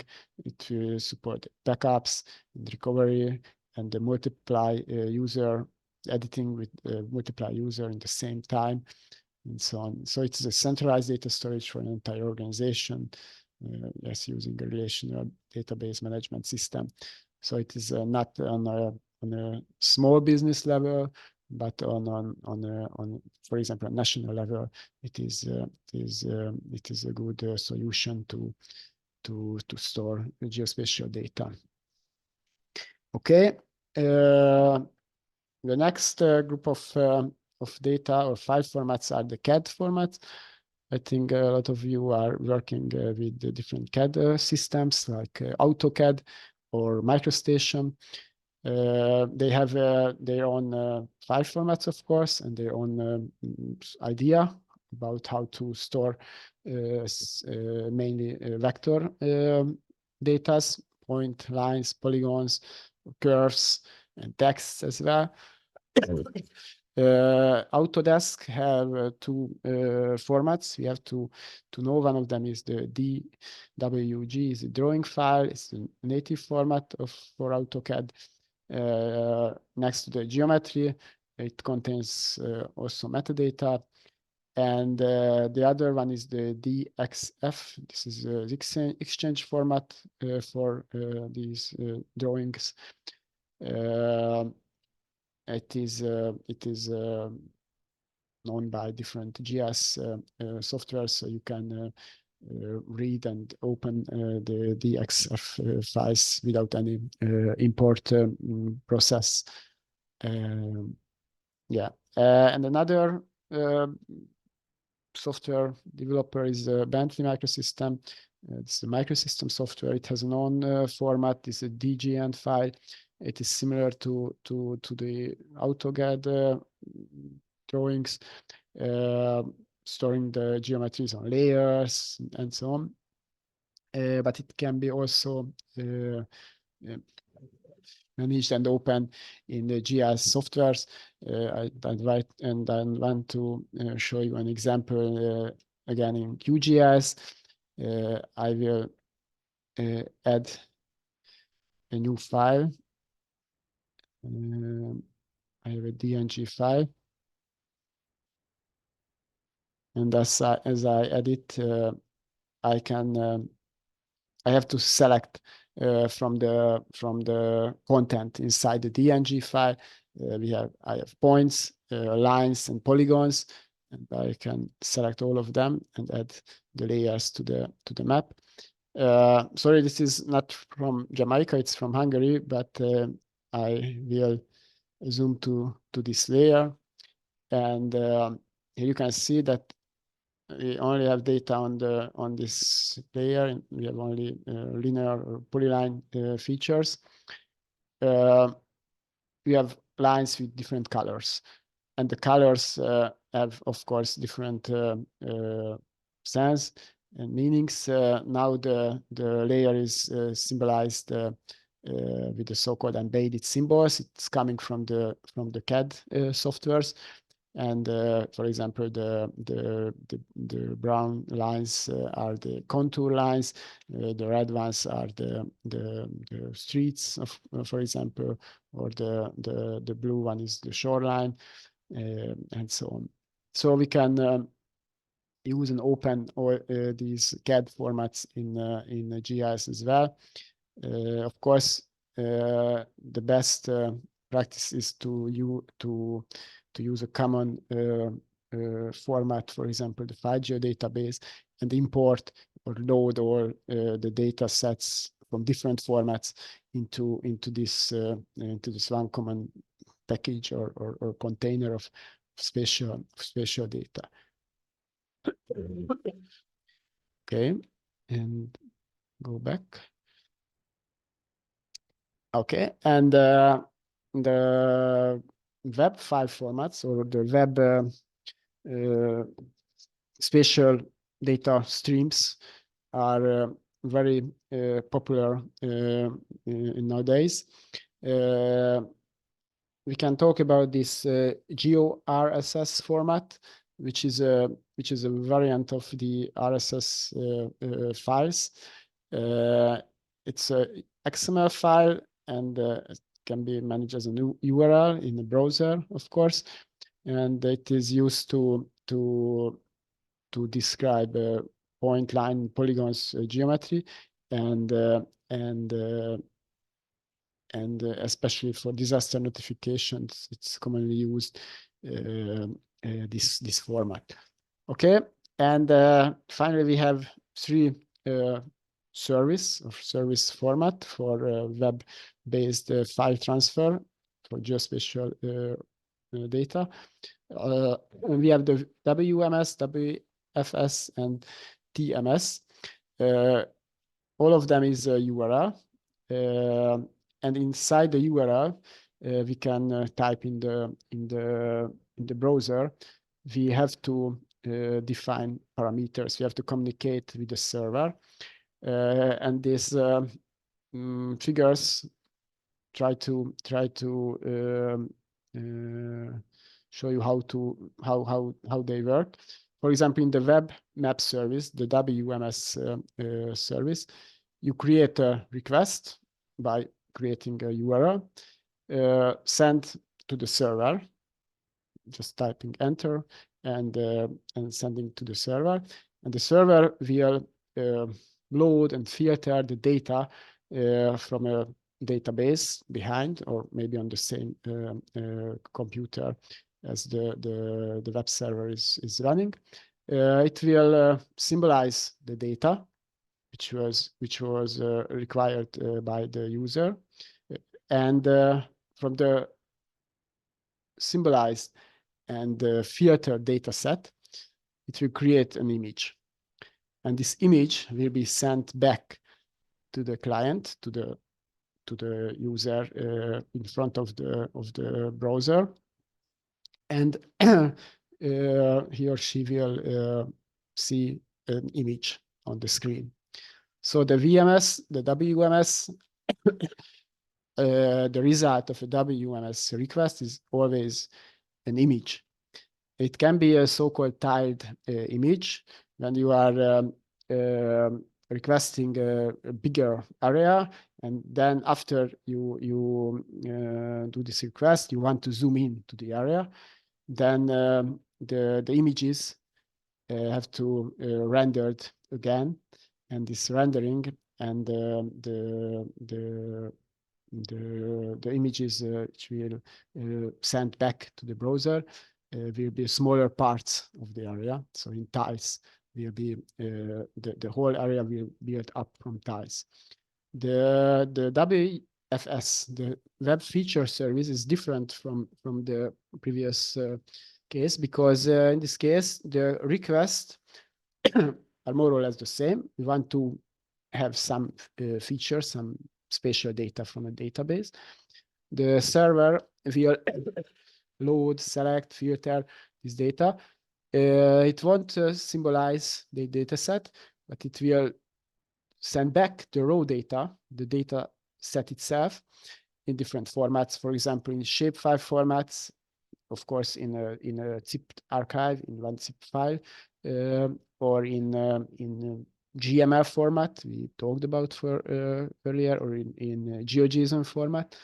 So the point is that in case of the feature web service, you will have the data set itself. You can work with them on your local or desktop GIS, and you won't have just an image as in case of the web map service. The tile map service is also, we can say it's the web map service which will resulted in images. For example, in QGIS, it's very useful if you want to use base maps behind your own spatial data, and I will show you an example as well here.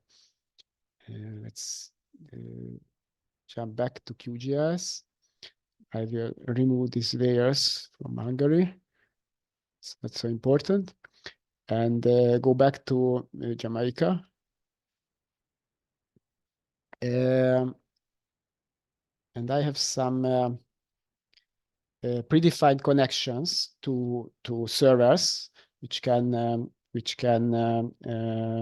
provide VMS or WMS or WTMS, or tiled or without tiled services.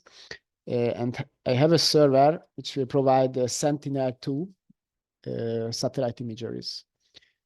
Oops, sorry. I try to add it to maybe the true color composite. It's quite fast. So it's already loaded into the map. Here you can see that it is, as I zoom in or zoom out, the software is working. So in the background, a download process is performing. And I want to show you. So this is Kingston, isn't it, or not? No, it isn't. So you can zoom in as a level. It's the resolution of Sentinel-2 is in the true color composite is 10 meter. So the data set is coming through the internet. It's a seamless layer, we can say, but it is just an image. So you cannot do anything with this image. If you have already working with this, multi multi-band satellite imageries in QGIS or in ArcGIS, you know that you can define different color composite. So in this case, you cannot do anything. It is an image. So it's a fixed image. It can be used as a background. I want to show you another example from this tile map service. It is called X, Y, and Z tiles in QGIS. For example, we have this open topo map service. It's the same process in the background. As I zoom in or out, the software will send a request to the server with the bounding box with the coordinates of the actual extent in the software, and the server will send back the information as an image here. Okay, let's go back to the slides, and the last slides in this topic, in the data file formats topic, are the multi-temporal files, which are not so widely used and not so often used, but it is very useful if you are working with time series of satellite imageries, for example, because in a file, for example, in netcdf format or this HDF format, you can merge, you can collect data, for example, in satellite imagery for your area, for your study area, maybe for the whole country, from different time slices, we can say, and store all of them in one data object. So the netcdf is as I wrote here, an interface for array-oriented data for storing multi-dimensional variables. So it can be satellite imagery, it can be time series of temperature layers or precipitation layers. HDF is similar to that one, to the netcdf. It has no size limitations. Very good property of this format. And as a last point, I wanted to show you the so-called data cube format, which is very, we can say, trendy nowadays. It is an n-dimensional data storage, especially for Earth observation data. And as the figure here shows, you can store in a data cube different topics or different thematics or time series of different thematics. For example, the temperature, the precipitation, air pressure, sea temperature, and so on for a selected area. Okay. So that was the file formats which can be used in a GIS. And the last topic in the remaining 10 to 15, minutes, we have to talk about the coordinate systems, because it's very important to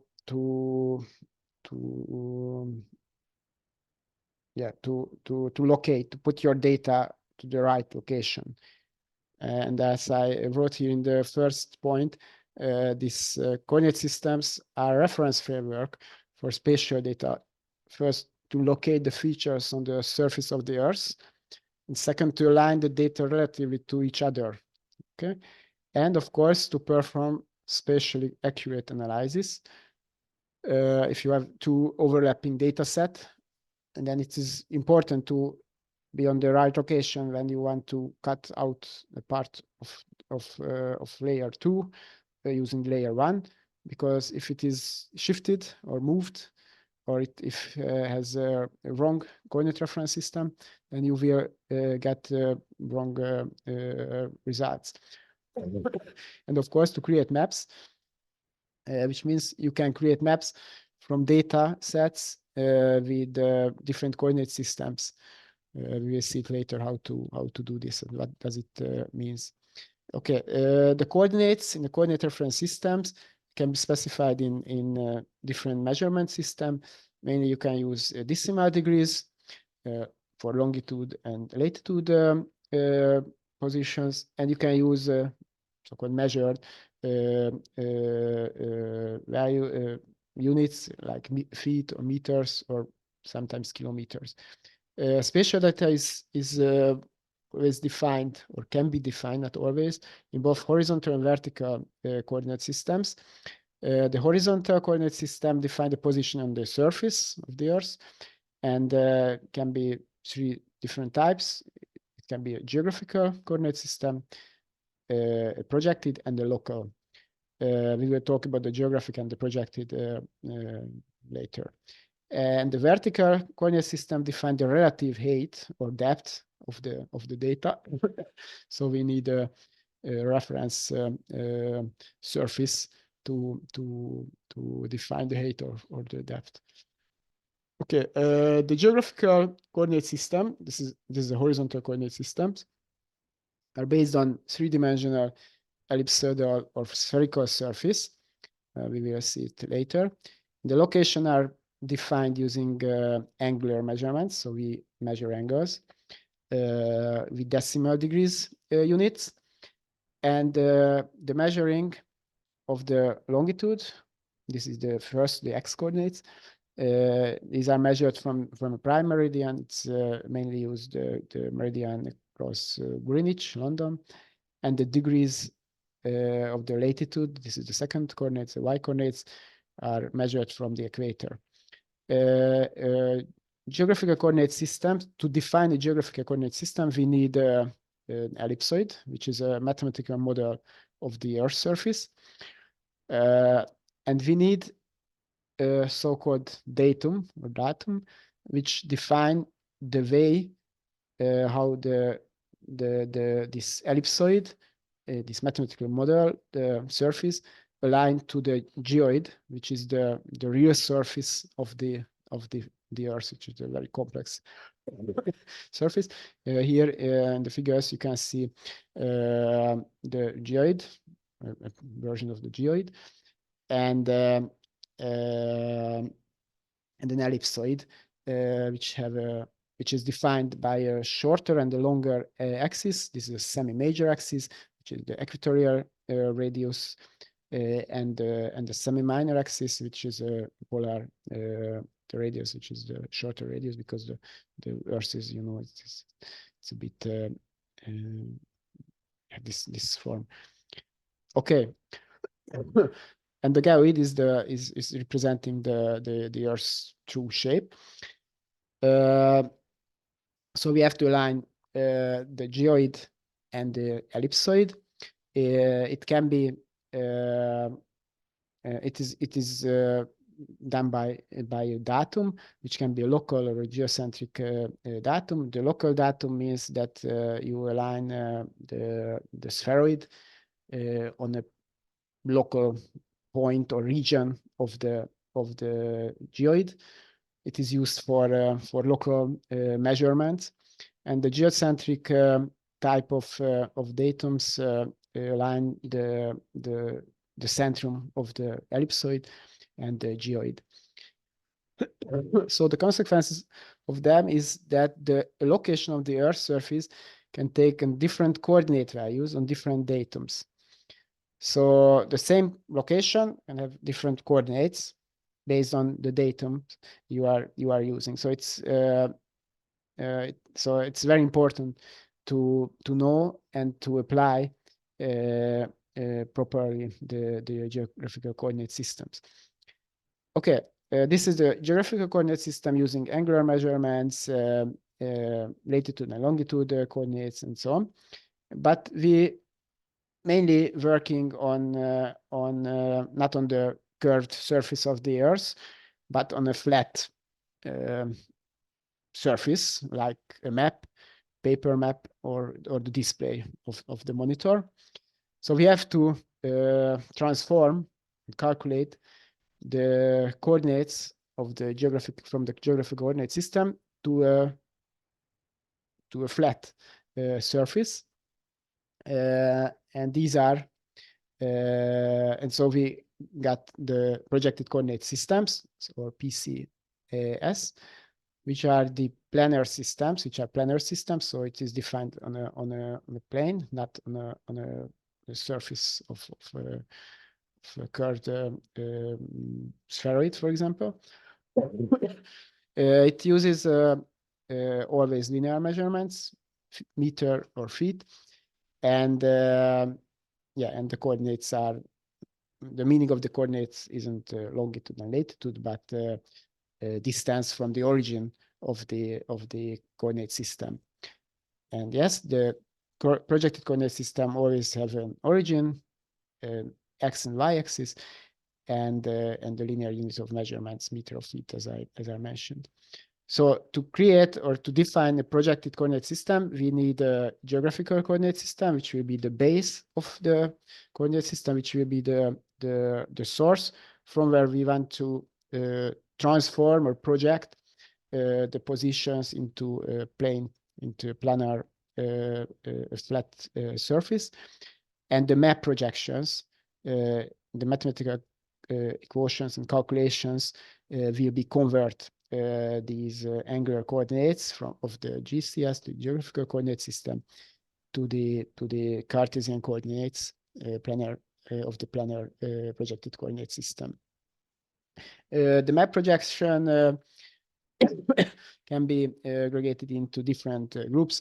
It can be categorized in many ways. We will see some of them, but it is very important to know that we cannot transpose or cannot project or a curved surface to a flat surface without distortion. So we will in any case some distortions. We will see how to manage them later. Let's see this categorization. We can talk about azimuthal or planar map projections when the source of the not the source, sorry,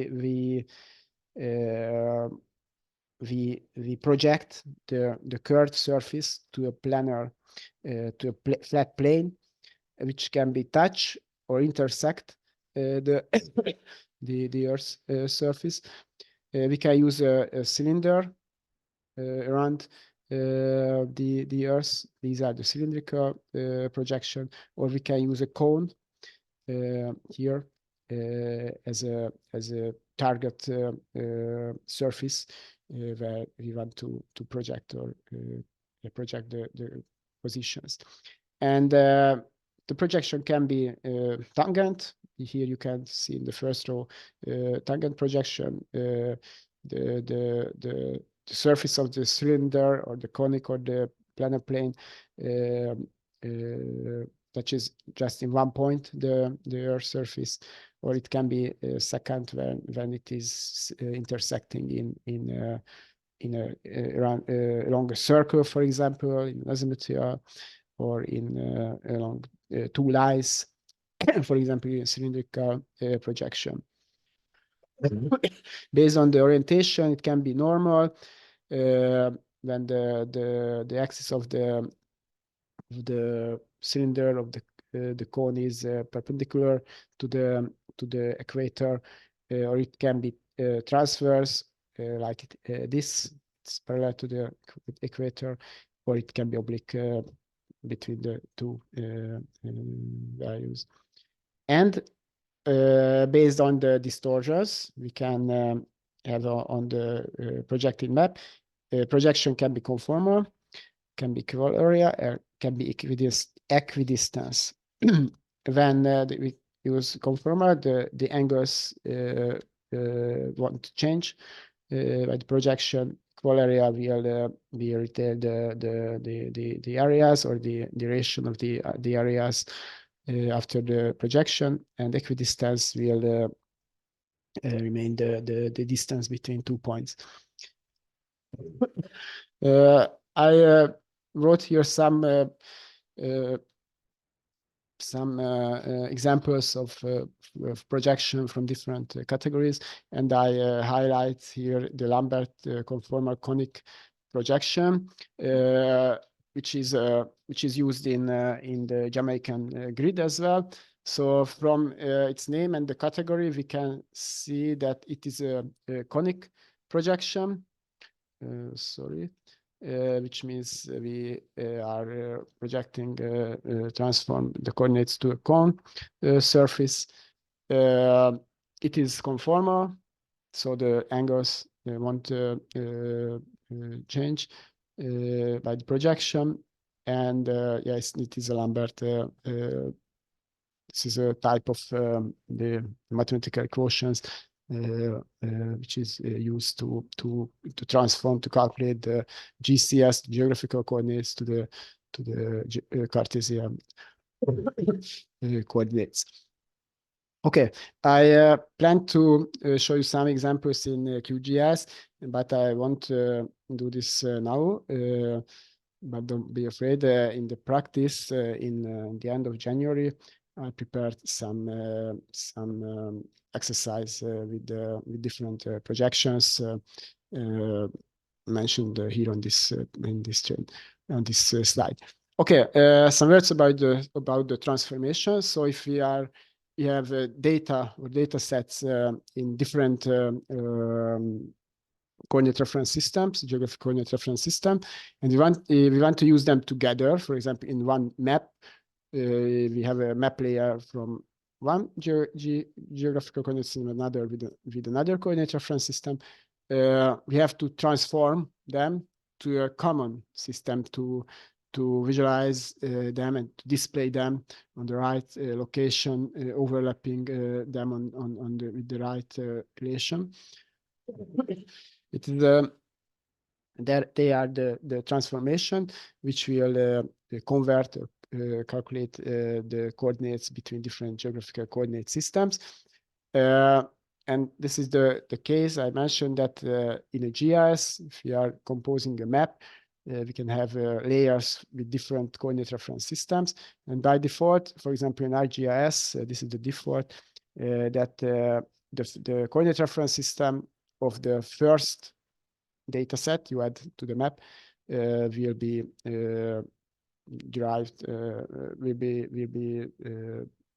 the coordinate reference system of the whole map. It will be the common system, and any other map layers which can have different coordinate reference system will be projected, will be transformed to this coordinate reference system.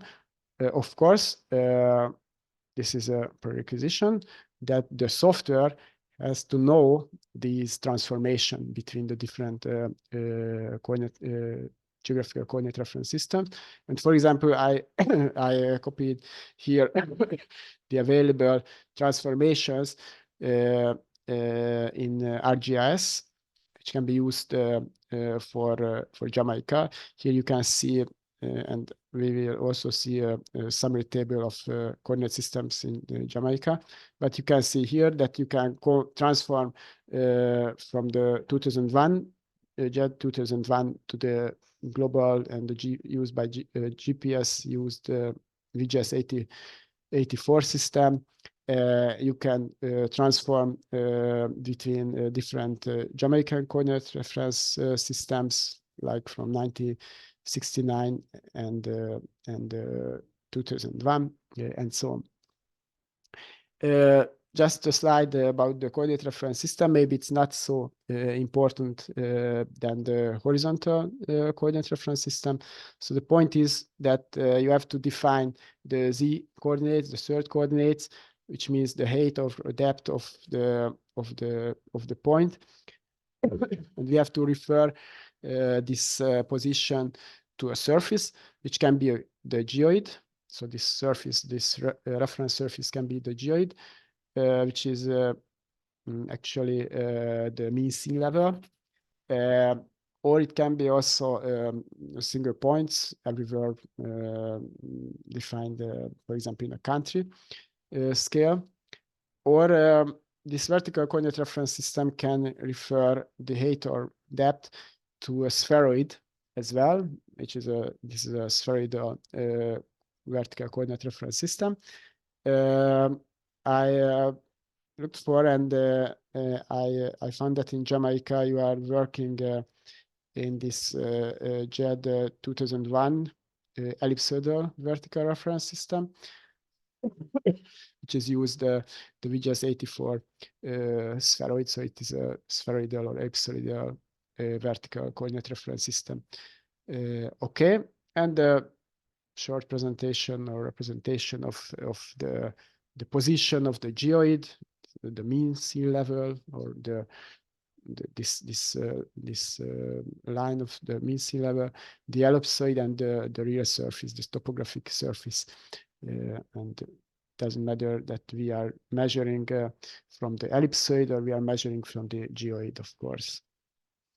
And this is a summary table of the spheroid, datums, geographical coordinate system, and projected coordinate system, which can be used in Jamaica. The source is the so-called EPSG.eo website, which is a website where they are collecting all type of spheroid datums, GCS and PCS, all around the world. All system has a unique ID. It can called EPSG ID or this well-known ID as well. And as I can see, 3 different spheroids were used in Jamaica. There are 3 different datum for this area, for this region. And there is this global one, this VGS 84, of course. In the geographical coordinate reference system, which is an angular measured longitude latitude systems, you have 4 difference. Sorry, yeah, it's 4 difference. And from the geographical coordinate reference system, as we are applying map projections, you will have the projected coordinate reference systems. These are the national grids of Jamaica. There is an OR grid. There is a national grid based on this JED 69 coordinate reference system. And there is a new grid, which is based on the JED 2001 coordinate reference system. All system has, as I mentioned, a unique ID.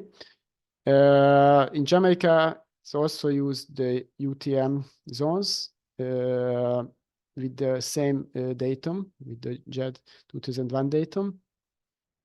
And as a global system, for example, in case of satellite imageries, it is commonly used the UTM, the VGS 84 based UTM zones. The 17 and 18 north zones are covering the country. And for web maps, for example, the tile map services I showed you in QGIS, they are using this so-called pseudo-Mercator projection, and this is the codes. So I found these types of coordinate reference systems, projected coordinate system, which are used in Jamaica. As I know, it is now in the data repository. The new grid is a common projected coordinate reference system. But as you create a map and you want to use data from other sources as well, it's good to know the other systems as well. The point is that the softwares, can be ArcGIS and QGIS, can handle these differences, can transform the coordinates between different coordinate reference systems. And two figures will show you the available systems in ArcGIS and in QGIS. In ArcGIS, you can use two coordinate reference systems, so related to longitude, related to longitude coordinates, and three different projected coordinate system with meter units. Okay, and the last slide is an invitation for the practice. It will be had on, I think, 3 weeks from now, on 28th of February in Kingston in person. Here you can see the topics we will cover. Then they are, I think, connected to the topics of this first theoretical workshop. And yes, as part of this practical workshop, we will also work with the current version of the SDI of JAMAICA, this spatial data repository, and we will work in ArcGIS desktop with ArcMap and ArcCatalog. Okay, thank you very much. I think I've finished now. I ask you again to share your name and organization in the chat if you didn't do it yet. And if you have any questions, you can type here in the chat. I think in 5 minutes, we have 5 minutes more, and we will answer you in text later. Thank you very much.